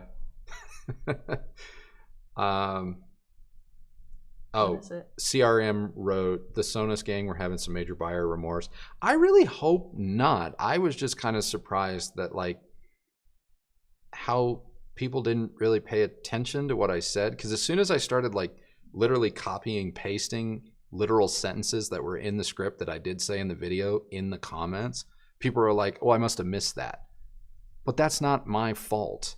It's in the video. It's in the script. Hell, if you turn on subtitles, even YouTube auto-generated the sentence correctly. Sometimes people hear something and it kind of stops any audible, or it just stops the communication because they're so preoccupied with what they think they heard that they miss all of the context. And that's really what I think that review faced, was a lot of people were looking probably for me to just be like everyone else and be like, oh my God, guys, grab $900 from your kid's college fund and can't believe you don't have these already. When in reality, it's like, are they good? Yeah. Are they cool? Absolutely. Are they perfect? Hell no. And the fact that it's like, well, what you did wrong, Robinson, is you didn't spend $3,500 on the system that Sonos really says you should buy. Really, the $2 billion company has a suggestion for how much money I need to spend in order to whatever. But then you go to the product page, and what are they showing you? They're showing you a beautiful, attractive woman in her probably early 20s with one era on a little table as she is scrolling through her phone. And the next picture is two eras sitting below a TV mounted on the wall. You want to know when they get to the whole $3,500 system, you're scrolling 75% of the way down the product page. And so we just tested the product in every capacity that Sonos is attempting to sell these things to the consumer. And yeah, if you spend $3,500 and build a total Atmos home theater system with these as the surrounds, yeah, no doubt in my mind, they probably slay all day. But as a speaker that you can just enjoy as a one-off, they don't beat that. The A5, they're not as easy to use as that. Hell, the Level, the Bang & Olufsen Level at just mildly more money is better. But, what do I know? Rant part 2. You got a bonus rant, Anthony. I'm eyeing the Marantz Cinema 60 paired with KEF LS50s in a 3-channel setup for first home theater in a small apartment. Good idea or not? Cinema 60. Which one is the Cinema 60? Okay, we did the Cinema 50. Love it. We have the Cinema 40. We have the 40 and the 70. And we have the 70. I don't know. The 60 must be some variation, obviously. Yeah. The KEF LS50s in a 3-channel setup in a small apartment, I'm going to say you're probably going to be okay. Keep in mind, I don't have LS50s anymore. The best thing to do is to check the specs of the KEFs and with the Cinema 60. Yeah. And just make sure that the power seems like it's going to be okay, and then I think you'll be fine. I want to say that you're going to be fine. Now, I haven't put the Cinema 70 on our KEFs, but I have put the Cinema 60 on our couch, and it was fine. And the Cinema 60 is also, or I'm sorry, not Cinema 60, Cinema 40 on the KEFs, and I have put the Cinema 40 on these BNWs, which are absolute pigs when it comes to power. So I want to say you'll probably be fine, especially in a smaller space. But just know that I have not personally done what you are asking. Junior. Purchased MartinLogan F100s and a center. They are fantastic. Thank you for the great reviews. My question is, can tower speakers be too big for a small room, or can they work but kind of be a waste of power? I don't believe that you can... Look, as long as the speaker's various drivers are able to coalesce at your listening position and has been designed to work that way, then if you want to put a 9, 12, 13 foot tall speaker in your room and it's been designed properly, then it'll work.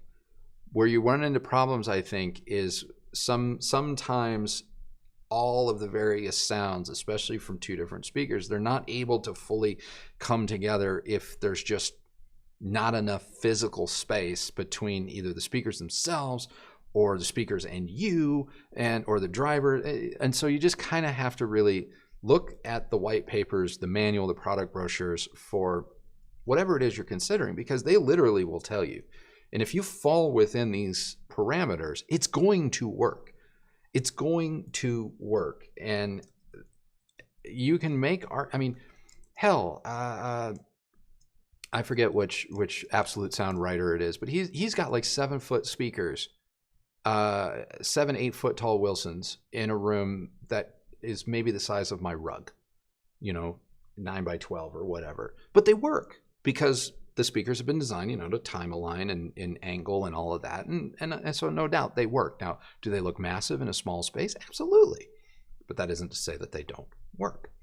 So you just have to really, whatever speaker you're looking at, if the manufacturer is like, hey, try and get 6 or more feet between the speakers themselves and put yourself 7, 8 feet back from that, or 6, 8 feet back from that, and you're going, I've got 4, that's not going to be the best fit for you.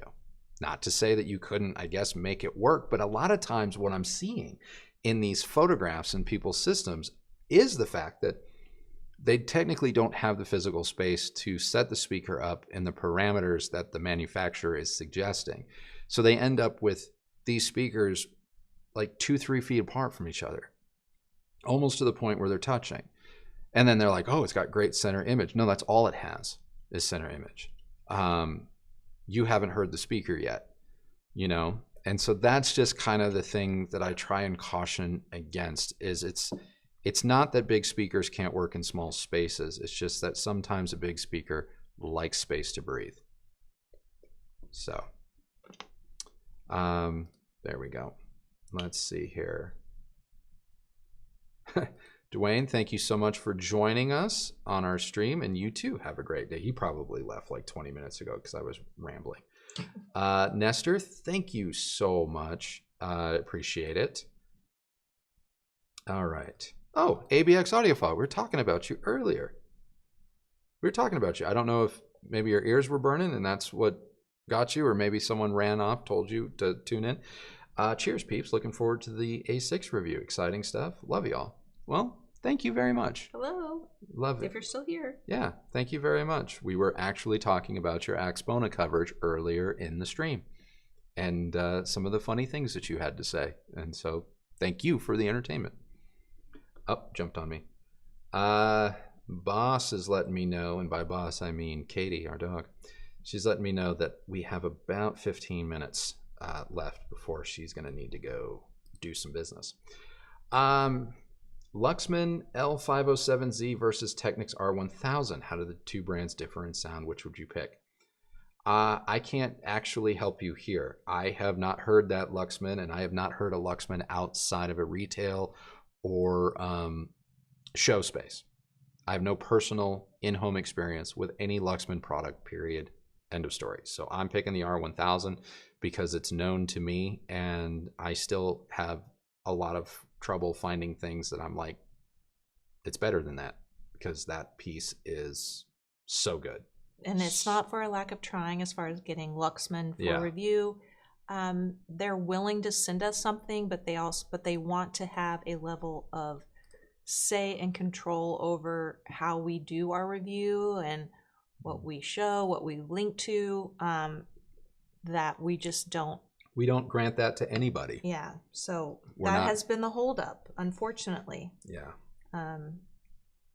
So that is why I think they're beautiful products. Sure, and they no doubt love to hear them. That would just be right up my alley, I think. But unfortunately, I guess they're old school or something. They want to tell you how to do it, but can't happen. Peter, hi. DAC straight to power amp or always use a preamp? Pros and cons. Well, if your DAC can act as a preamp, like say the Eversolo A6 can, then I'm a big proponent of just use the DAC into the amp. You know, as few components as possible. Simplicity, cleanliness of signal chain, the whole nine. That is what I believe. Now, if you're like, well, I already have a preamp and it's a tube-based one and I just want a good DAC with the streamer and whatnot, then by all means use the DAC into the preamp, blah, blah, blah. But if it were me, and like I show in the Eversolo DAC review, it's a fantastic preamp, arguably better than the preamp section in the Naim 222. So I loved using it as a preamp, and the fact that it was just an exceptional DAC on top of that, icing on the cake. Let's see. Oh, thank you. Didn't see a question. Wait, where are you at? Jen, I have it. Oh, sorry. I have it. And just, again, a reminder to people that are new, if you do not attach your question to your chat contribution, we may miss it. I was lucky to catch this, but that's not always the case. The question is, any tips on improving the soundstage without pulling the speakers further out from the wall? I have a pair of Focal Sopra ones, live in San Francisco. I'm assuming SF is San Francisco. Space is a premium. Improving soundstage without pulling them back from the wall. Well, the first thing I will say is if your listening chair is also up against the opposite wall, that's going to have an effect. So if you can sit forward, and again, I'm assuming, but if you can sit forward of the wall and keep that from being, you know, the wall right behind you, that can open some things up a little bit. If you can't do that, maybe consider figuring out a way to soften up the area behind your head or diffusing the sound waves behind your head. You could also diffuse the sound waves between and behind the speakers, so you don't have to pull them out from the wall anymore, but we can just scatter the sound waves that are going back and give them a little love that way.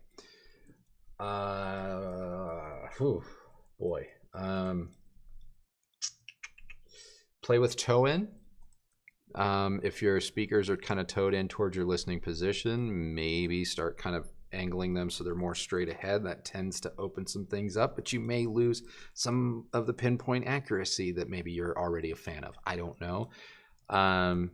You can try that. Or if they're already straight ahead, point them a little bit towards you. I don't know if it's going to necessarily open up the soundstage, but you may get a different kind of sonic presentation that you gravitate more towards and like in favor of. So the speaker positioning and chair positioning, that's free. You can just try that for a weekend, see if you like it. From there, you can then address the room, maybe adding diffusion.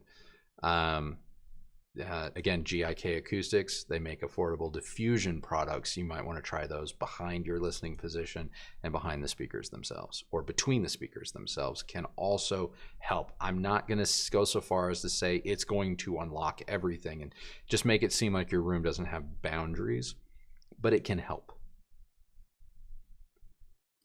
Glenn writes, Yamaha A4A, can I pre-out the right left front mains and use the A4 to drive the center and surround speakers? A4 not enough power to drive the mains.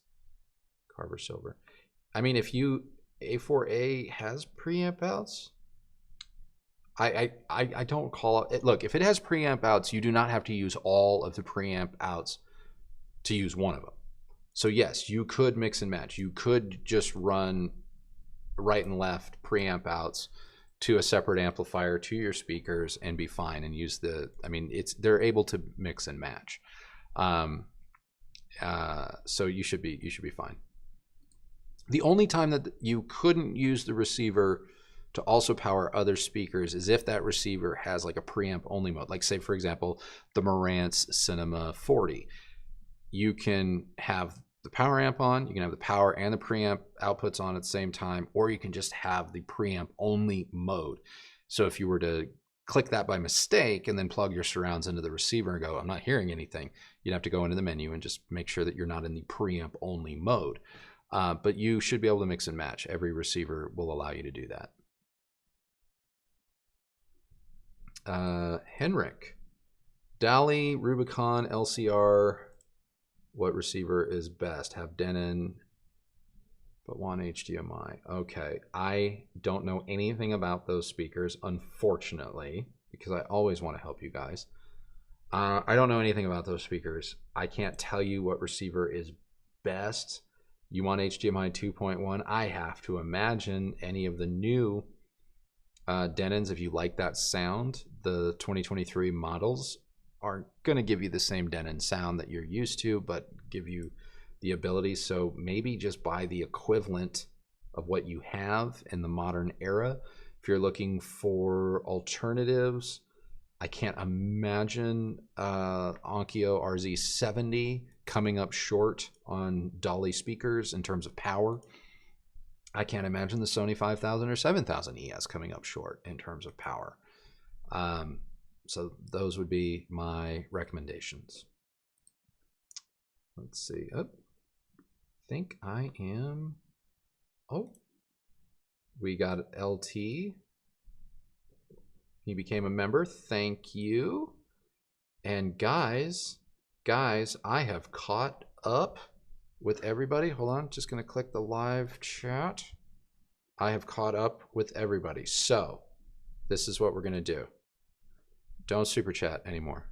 Don't super chat anymore because we're gonna take the next 9 minutes before we have to go to just. Unless you just want to send some love. And you can send do love. Do you see this? Do you see this? Anyway, guys. Oh man. Oh, here we go. Hold on. Got a question for you. What's the entry level recommendation for an AVR to pair with S803 HCS Yamaha's 5.1.2? I would give a shout out to the Sony AN1000 non-ES. That right now is that's going to be my absolute budget go-to modern receiver at the moment. I think you can pick them up for like $6.99, that receiver. It doesn't have preamp outs, so know that it's going to work for you long term. It doesn't kind of have upgradability down the road, but that's a fun receiver, and with those speakers, it's going to be pretty fun. So there you go. There was a good question earlier. There was a good question about the strike that's happening and how it might affect shows that people are watching or movies that people are going to want to watch. I figured you could speak to that since you have personal experience in the industry. Yeah. Another strike, if the longer it goes on, it absolutely is going to affect everything. I mean, it's already affecting the box office of films that are technically, quote, not affected or weren't affected by the strike. I 100% stand with the writers and the actors who are striking. I think it is absolutely imperative that they do so and they get something that works for them. I've been around this enough. This is not my first strike, although this is my first strike where I'm very much on the outside looking in and not in the industry while it was happening. Strikes rarely result in everyone getting what they want, so I just hope that at the end of the day, the artists get what they feel is fair. They're asking for some really, there's some of the stuff, guys, is really, really basic. Like I went through the SAG-AFTRA basically the proposals that they're asking for. They're asking the AAMP or AMPT, which is American Motion Picture Television Producers, something another. They're pretty basic stuff, like asking for breaks, asking to be paid on time, not having their likeness scanned into some sort of AI where they could be used in perpetuity and be paid like $100 for it. Like, that's ridiculous. Yeah. It's ridiculous. And I pursued to be an actor for a while, and I can tell you that the majority of actors, writers, movie filmmakers, they are not making the big bucks. No, they're not. They're really not. They're struggling to pay rent. They're living in LA or New York predominantly because that's where the work is. And the cost of living is extremely high. They are working part-time or full-time day jobs that are flexible and allow them to go audition when they can. I mean, it's a lot of work. You have to update your headshot every year. That's expensive. You have to have equipment to do self-tapes now, like video equipment because they're not even really doing in-person auditions anymore. There's so much that I think the average person doesn't understand, and they just see that people are on strike and they have an idea of what they think Hollywood is. And I'm not saying that there isn't truth to that, but it's the producers, it's the studio execs that are making the big money. Well, and you can take the word Hollywood out and just go apply it to any industry. It's you look at Ford or GM or Ferrari, Maserati, which are now Fiat and Jeep and all that, and you go, on some levels they are projecting this aura of exclusivity and richness, and it must be nice, and driving on the Riviera and all of that. But the people that build the thing, I guarantee you, they're not doing that. You can sit there and get angry at tech companies, like a Google or a Tesla or whatever, because you're like, oh, they make billions of dollars. But the people that answer your Gmail tech question don't. And Hollywood is no different. Yeah. I remember when I was in it, when I was in the game, I was also a creative director in advertising, and that paid my bills. And I worked doubly hard because being a creative director in advertising was a full-time job. But I got a very, very rude awakening one day. I went from work making movie posters to one of our production meetings, and I didn't think anything of it. But some of the people on the crew and everything we were all meeting for the very first time. And at that time, I drove a Land Rover, just like every other cliche Los Angeles person. I had a Land Rover. And I pulled up to the production offices, which were just a very small little rental place that we could afford in Burbank. And of course, everyone was like, I thought this movie didn't have a budget. Well, how much are you paying Andrew to make the movie? And the truth is I didn't make one dime. I signed my entire paycheck over to the production so that we could pay people and get actors, that people might want to go see more. But because the perception, Hollywood is a perception game, it's very real. And I fear that actors and writers are losing, well, Hollywood in general, because the studios aren't doing any better, but actors and writers are losing some of the public opinion argument because the perception of Hollywood is only what people can see.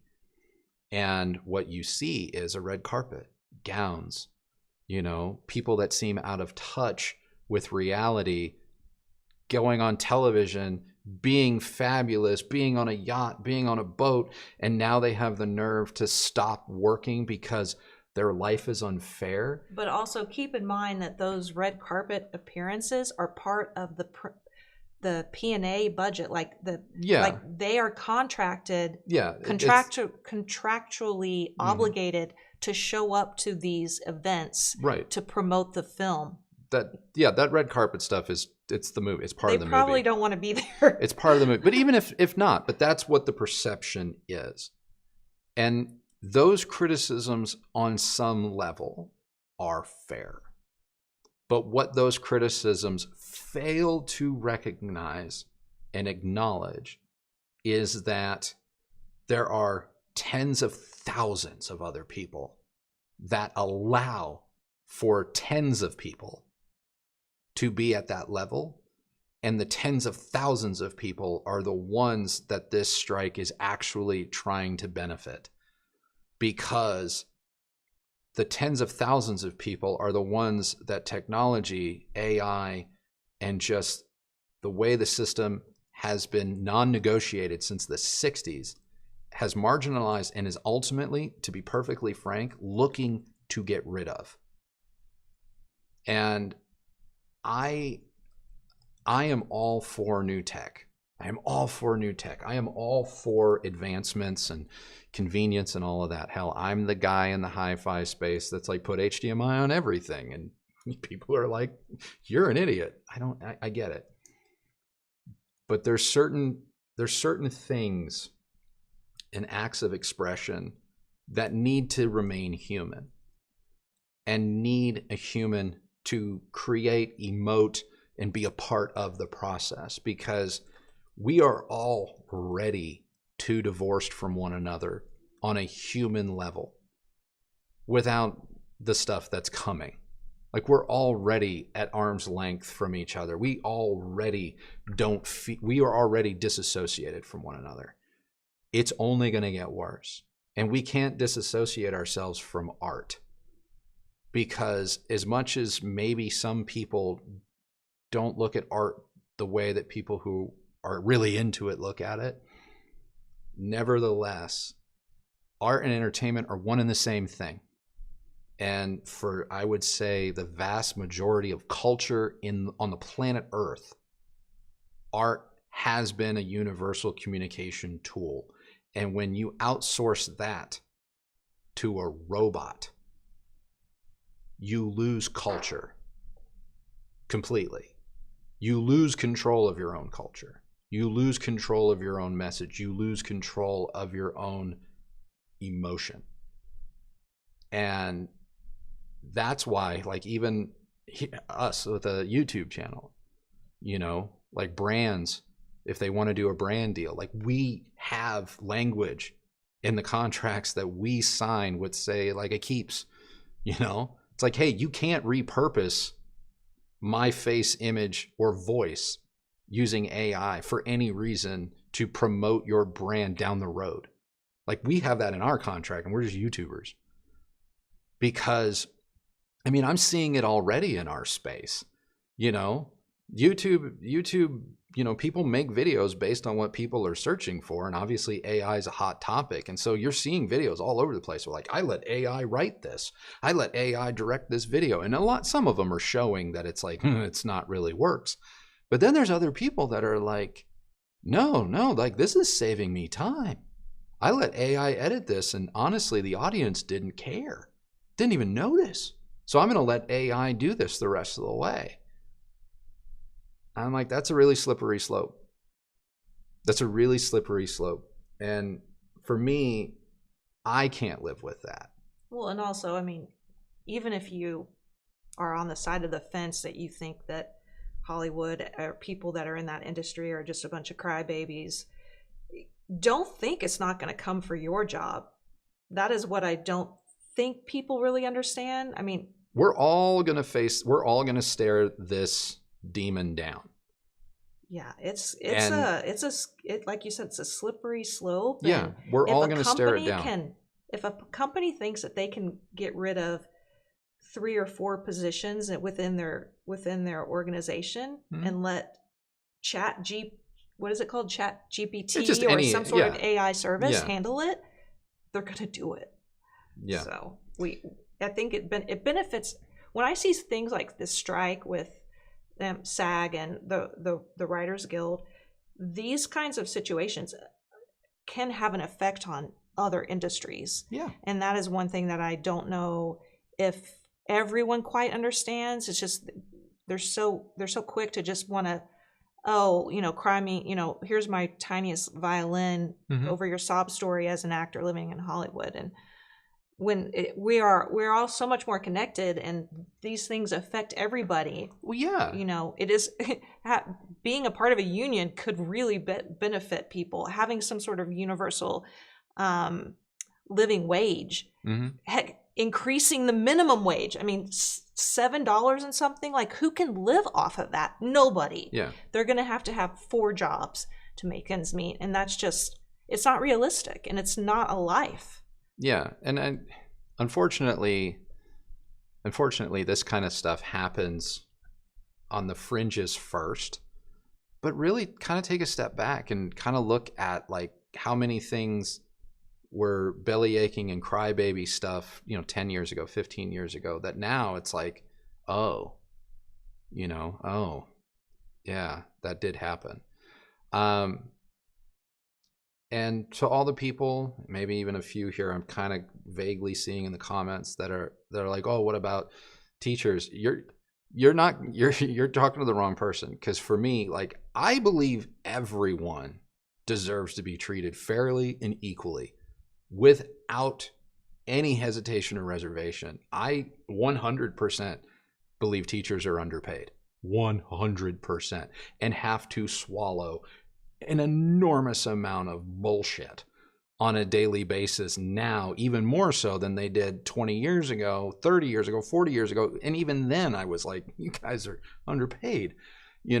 Hospital workers, ambulance drivers, firemen, police officers, you all deserve to be treated fairly.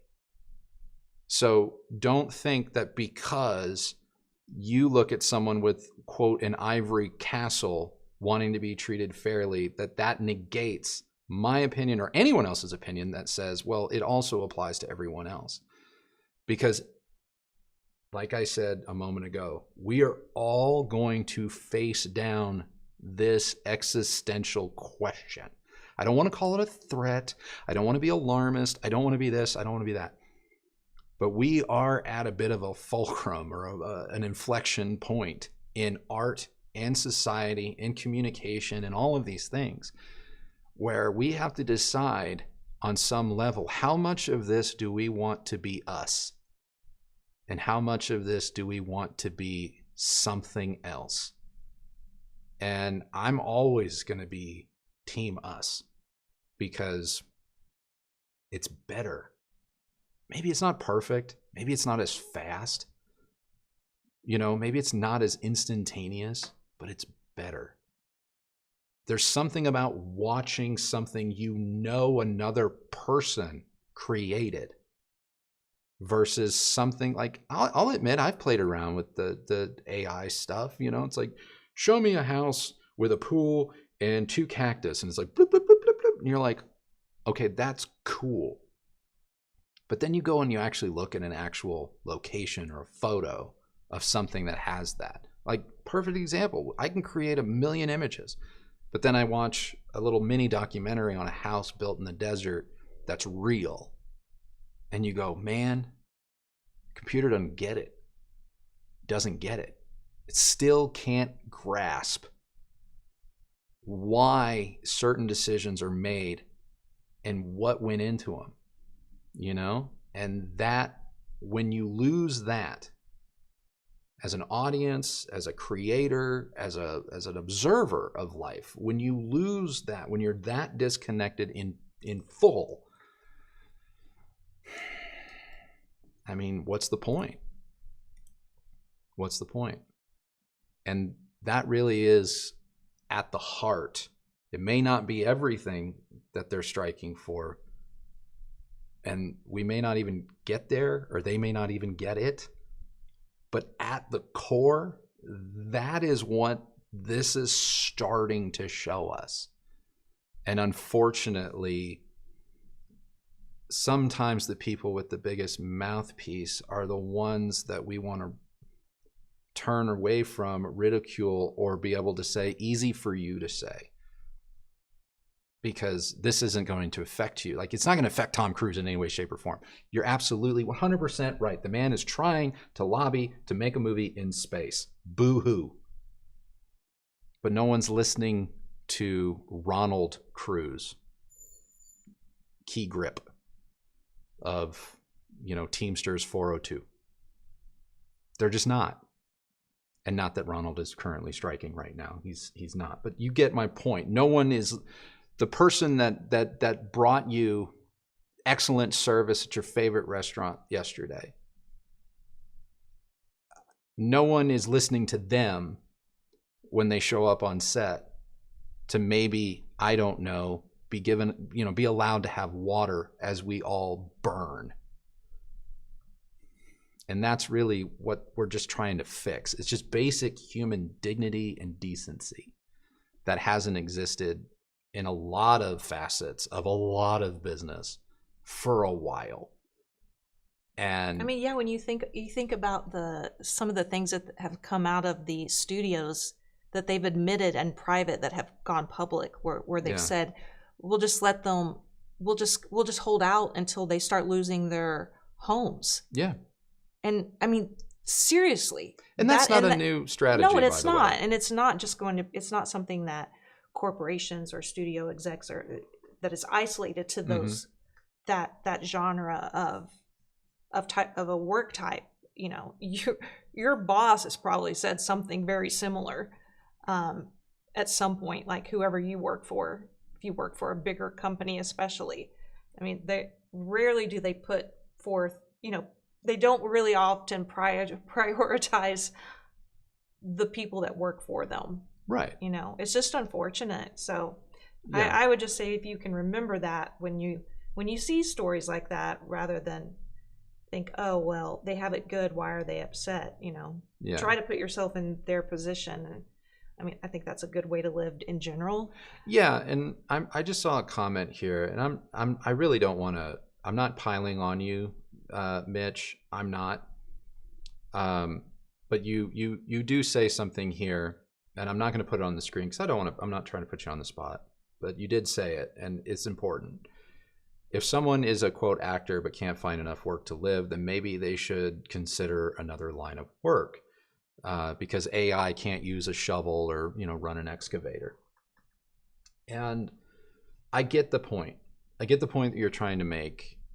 And at the end of the day, we all have to face down reality, and we have to do what we need to do to survive. It's that simple. You know, as someone that has been on the top of the mountain before, you know, earning, living, having net worth, you know, in the millions. I've lost it all. Literally lost it all. I've watched my cars get loaded onto flatbeds and be taken away. I've lost my house. You know, I've had to strategically default, and I have had to file for bankruptcy. And I am not saying this because I want anyone watching this as sympathy. But I had my dream. I wanted more. I worked hard to get where I was, and I still lost it. But I lost it because I made some dumbass decisions. And I also lost it due to circumstances that I had no control over, like a complete and utter financial collapse in 2008. That took away my industry out from underneath me. And a lot of us faced that down 3 years ago with the global pandemic. Took away Kristi and I's industry. The only reason that we're talking to you today is because we lost our jobs. And so while I didn't dig a ditch, I dug deep and I pivoted. In 2009, I literally learned how to work tractors. I wasn't digging ditches. I was scooping animal feces and mucking barns. So you want to go from here to here, but it's what I had to do to survive. But the thing that your comment misses, and a lot of people's comments miss, is that while I was incredibly grateful to have what little money I had in my pocket, and I was paid cash under the table most days. You know, here's $200. Thanks for not dying, and filing an insurance claim. I still went home in the pursuit of something better for myself. And I worked hard to build something back in the background. Because at the end of the day, I knew that while I could dig deep and you know, just do what needed to do to pay the bills or take a city job or something, I knew ultimately my personal pursuit wasn't going to allow me to do that for too long without it having some sort of impact on my well-being. And everyone has the right in this country and on this planet. Everyone has the right to pursue what makes them happy. Period. Full stop. End of story. And it's not for anyone else to judge what that is. And so could a person dig a ditch to make ends meet? Yeah. Should they be forced to dig a ditch to make ends meet because someone deems them not, quote, a good actor or a good writer or a good coder or a good YouTuber? Hell to fucking no. Well, what I don't understand is why do they have to do manual labor in order for somebody else to see them as, you know, making efforts to better their situation or make ends meet? I think the point you're also missing is that most actors have jobs that allow them some sort of flexibility, meaning they wait tables, they work at a bar, things that will allow them to pick up shifts, you know, be able to take off when they need to go on an audition at a very, very short notice. I mean, as an actor, when I had an agent, I mean, I would get a call and be like, hey, I'm sending you over the sides for this TV show that's shooting here. Your call time or your appointment is at whatever day, and it's usually like in like 2 or 3 days. Mm-hmm. And you have to be able to do that at a drop of a hat. Not every job is going to allow that. So I don't really see as long as they're doing other work in order to pursue their dream, like what difference does it make? Yeah, it's I mean, we can, oh God, I mean, we can go into the whole. We have to just stop devaluing artists in general. I mean, that's a whole other discussion that I am very incredibly passionate about, because we take all of this for granted. Like all of it. All of it.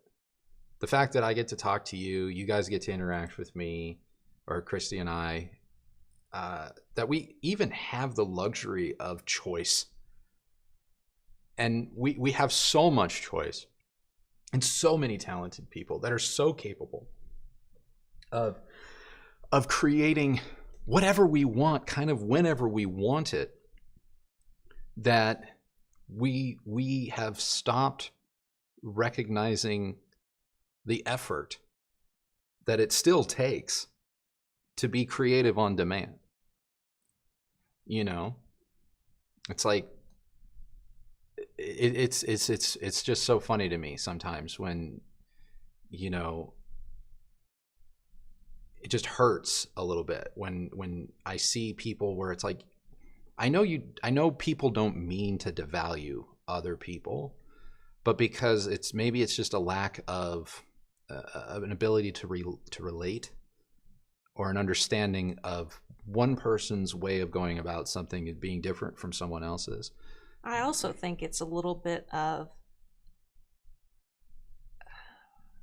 jealousy or envy at times, because I think that a lot, like when people make comments to devalue somebody, I think it comes from a place of fear and maybe sadness, because maybe there was something that they wanted to do in their life that they just couldn't do it because of whatever reason. Maybe their family wasn't supportive. Maybe they just didn't have the financial means to pursue those particular goals.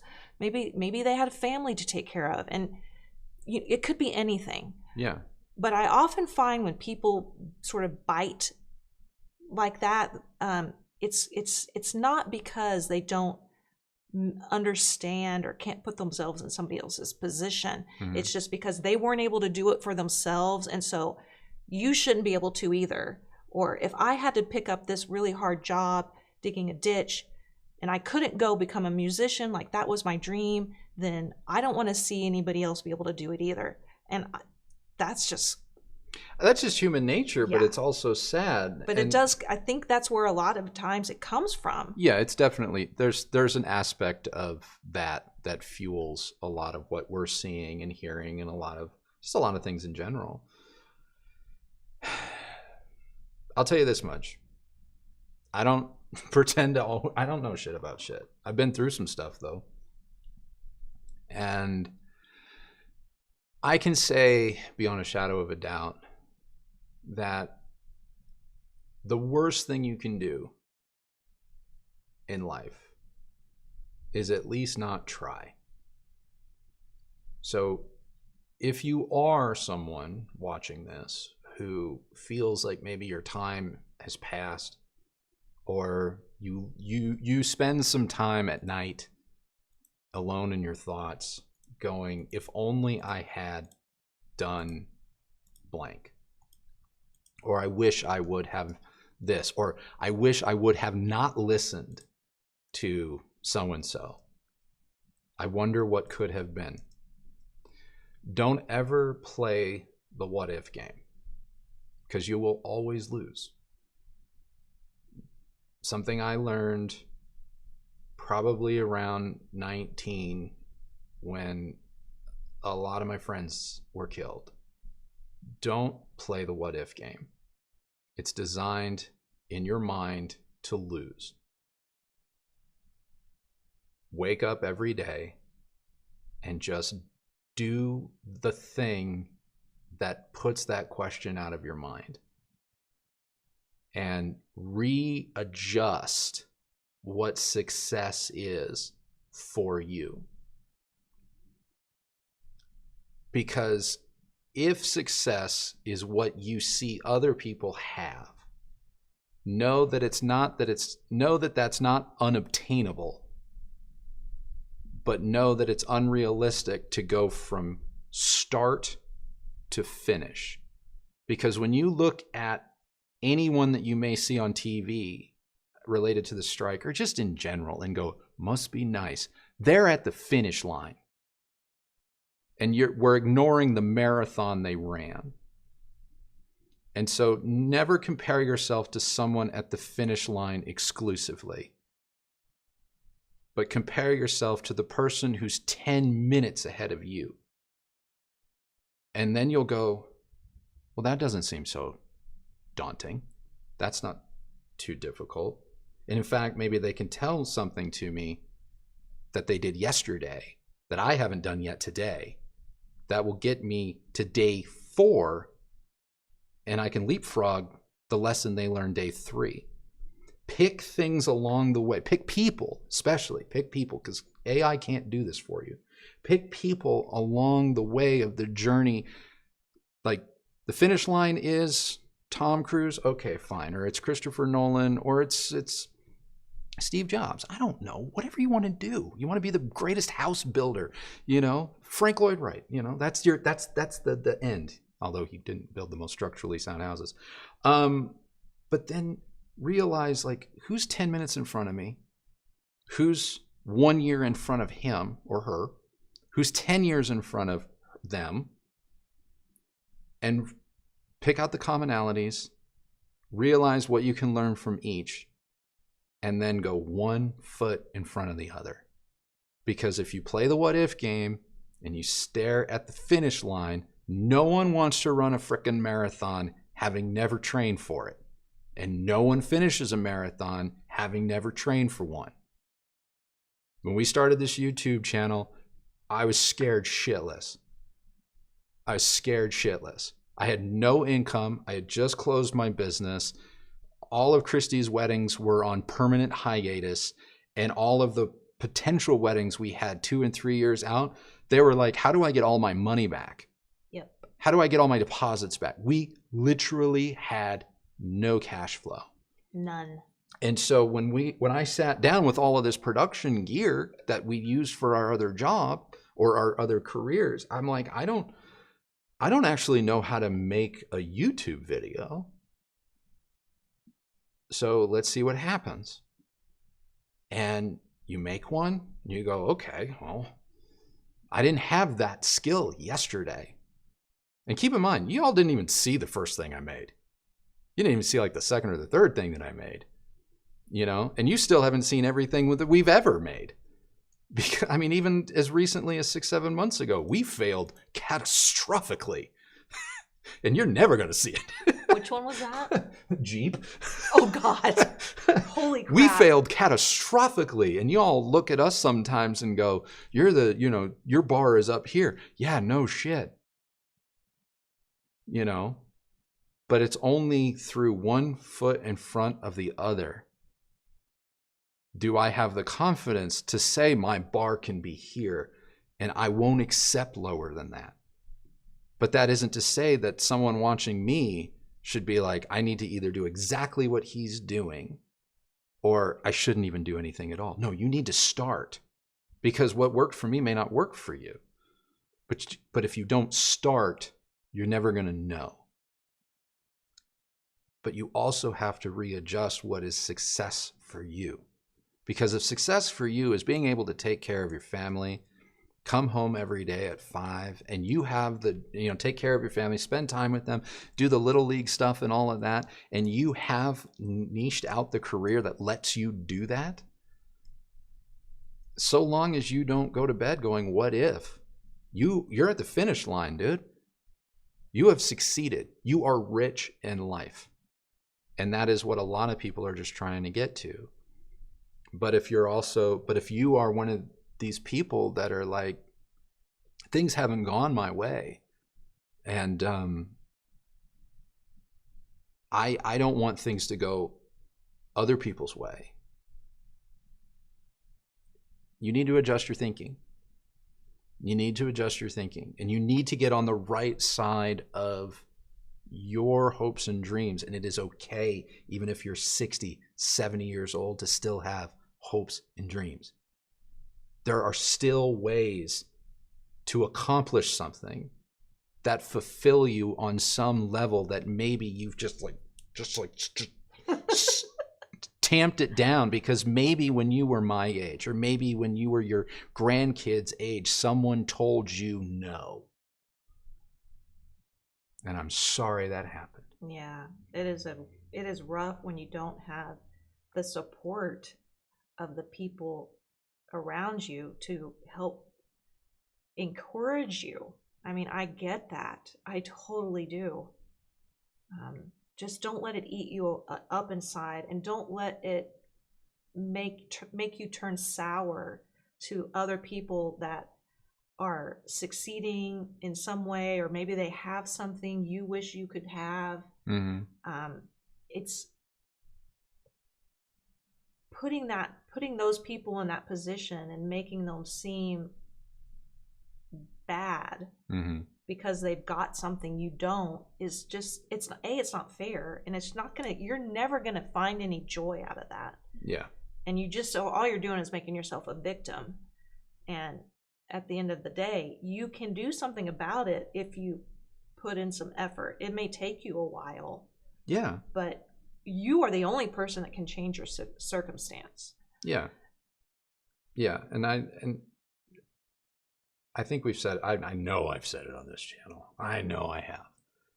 But don't be the best, obviously be the best version of yourself that you can be.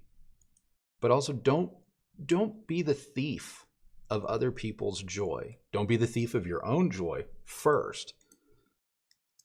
But if you struggle with that, don't make it worse on yourself by being the thief of someone else's joy. Because that someone else, that something else, may be the very thing that you don't realize comes back around when you least expect it. and is the thing you needed the most. You know, there's no right or wrong way to go through this life. There's just only one. So don't waste it.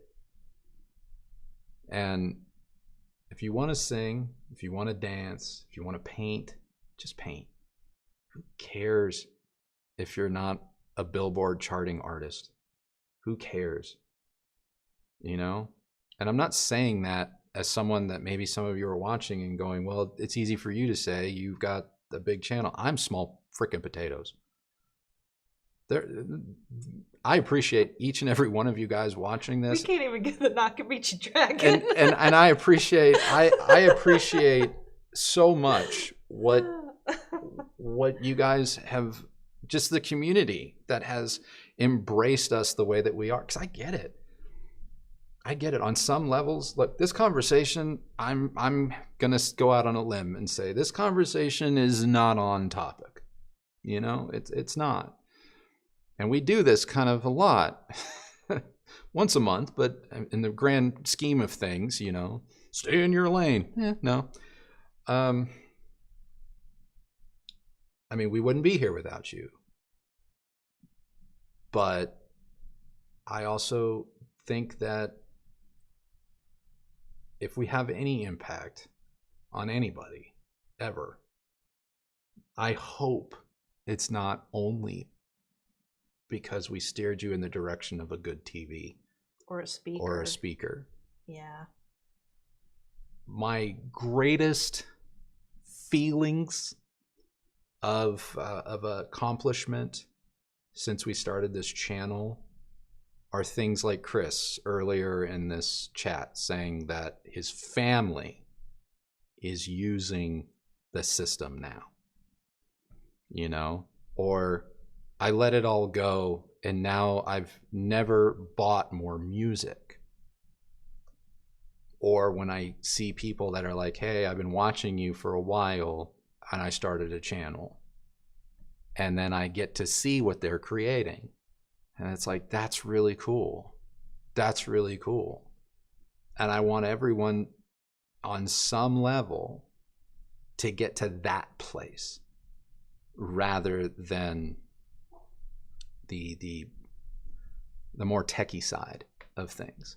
Because it's because of charts and graphs we're having this fight. It's because we think we can quantify everything we want and feel down to something that's measurable. When in reality, sometimes, you know, you just like what you like. Sometimes you create something that just made sense for you and it turns out it made sense for other people. Sometimes you can't explain why things are a certain way, but they just feel like they should be. And that is something that I don't ever want to see go missing from the conversation. And it's something that I fear more and more people through cynicism are trying to stamp out because of other reasons that have absolutely nothing to do with what it is that we're all ultimately going to participate in destroying. You know, life didn't go my way, and so I don't want to see happy people happy. It's like, that's not what this is about. It's not what it's ever been about. But the people that have a vested interest and you believing that, they're going to let you think it. They're going to let you think it. And there is a small minority of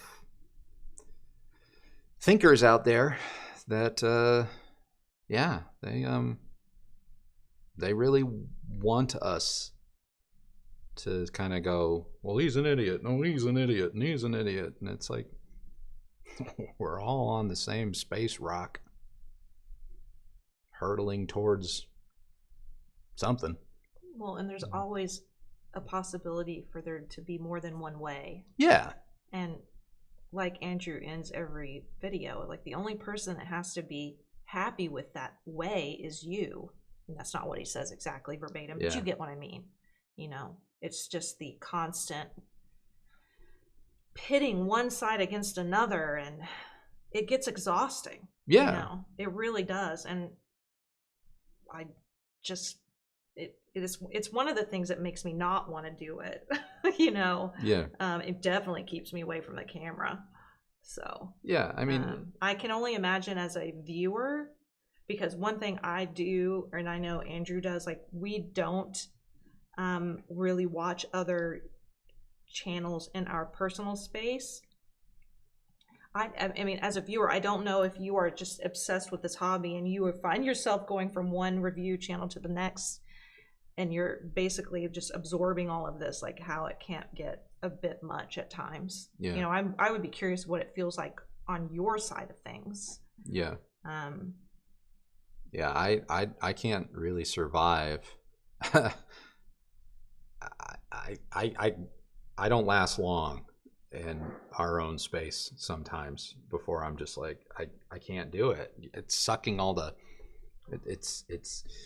it makes me anxious to the point where I'm like, it's removing the joy that I have for what I do, because so much of what I see is just like, you know, those memes where, you know, I think they might be Russian or whatever, the two gentlemen, it's making the rounds on the internet where they're just like, you, and then the other guy's like no, you, and then he comes running around, he's like, and they're just having this like flipping each other off contest in like the middle of the street. It's like a whole GIF thing that's I've seen online. Or like the one I found the other day, it was like some sort of telenovela. Like a soap opera. The soap opera where they're all pulling guns. Everybody's pulling a gun out, like every single person, and I just cracked up. I was like, "That's audio files." Yeah. Anyway, but I don't know. I mean, I know this all started about the SAG and right at WGA and stuff, and I'm not a member of any of the unions anymore. Was briefly. And I'm generally a pretty kind of let people do what they want. Like I don't know what you would call that in a political or business term. I'm like Chris Rock says, there's some things I'm pretty damn liberal about, and then there's some things that I'm pretty conservative about. I'm just a human being. But I am pretty passionate about just creativity in general, and I want everyone to just go through life not feeling like they've missed out on something or not feeling like they've had to hold back. I just don't want people to go through life angry. You know, I spent a decade mad,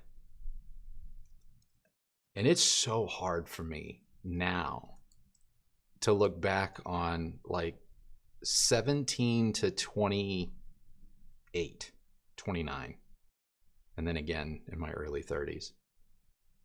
Like, it's so hard for me to look back at that person and find anything redeemable about him, because he was so angry. And while I got a lot of stuff done, mostly out of spite and mostly out of, I'll show you, you know, I didn't take the time to enjoy any of it.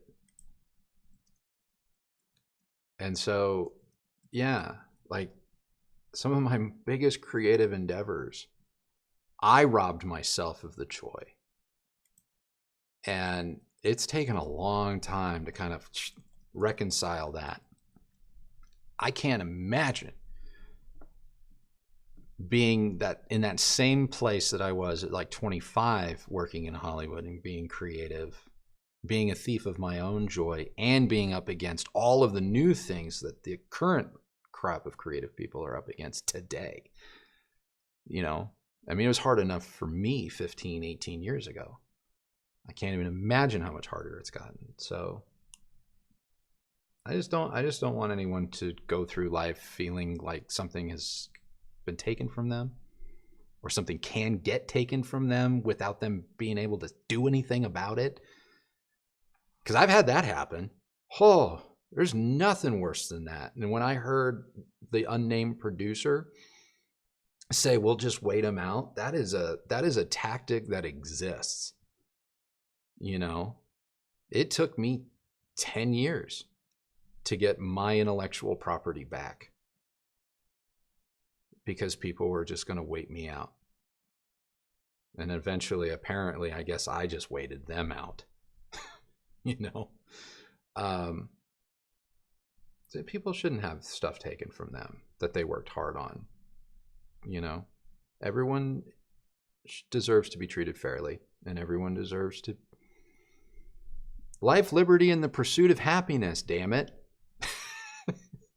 Why does that only apply to certain people? Should apply to everybody, regardless of who you are, what your job is, who you love, what deity you want to pray to. Do you. Just don't say that you should be able to do it to someone else. Just do you. Don't be a thief of other people's joy. Don't be a vampire of your own. You know, and just try and remember to, you know, be good. Be good. So, okay. Yeah. So, audio, home theater, speakers and stuff. DAX. DAX. Spatial audio. Yeah. Oh gosh. See how she likes to she just pokes the bear. She'd be like, that was a moment we all just had around the campfire. I wonder, it's a fart in an elevator is what that was. We all were in group making real progress on the second floor. And we all were like, all right, same time next week, guys. John, right here, John. I see you today. And then we all said, let's go down, go out to eat together. Then we all got in the elevator. She waited for the doors to close and then just gassed us all. Just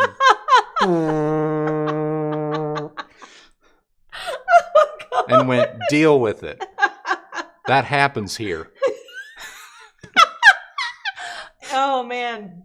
Big props if anybody got that reference. So yeah. So on that note, couple of housekeeping things. I really appreciate that y'all have been tuning in. I know our schedule has changed a little bit in the last 4 or 5 weeks, and it means the world to me that you are still tuning in, showing out. In fact, you're actually tuning in more, which tells me I think you're liking some of the changes that I've been doing behind the scenes.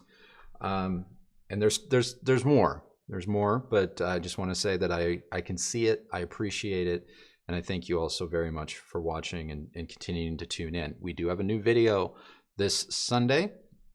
I'm very excited about it. There's been a couple of questions here, not recently, but throughout the last 2 hours and 45 minutes. There's been a couple of questions in here that people have left that I believe are going to be addressed on Sunday. So be sure to tune in for that. There will be no Thursday video next week as well. It is my birthday, and we are not going to be here. But then we will see you Sunday again. And then I think that's it for now. So thank you so much for watching. Thank you for tuning into this. We had a great turnout. I know this is a different time for us. Feel free to, I'm going to go back and read the live chats maybe tomorrow, or leave a comment in the replay. Let us know what you thought of the time. I think it was a success. And so that's great. If you all like it earlier, this is what we'll do. I know a lot of our European and abroad fans were able to tune in, and so that means a lot to me as well. So yeah, that's all I got. I really appreciate those of you that have stuck around for the past 45-ish minutes that we sort of just, you know, that was not my intention, but I do appreciate that you humor me. You humor me. And thank you for everybody that chimed in your super chats with just showing love for Andrew's story time with Andrew. yeah I appreciate it. I really do. So yeah, okay, I need to go back to work.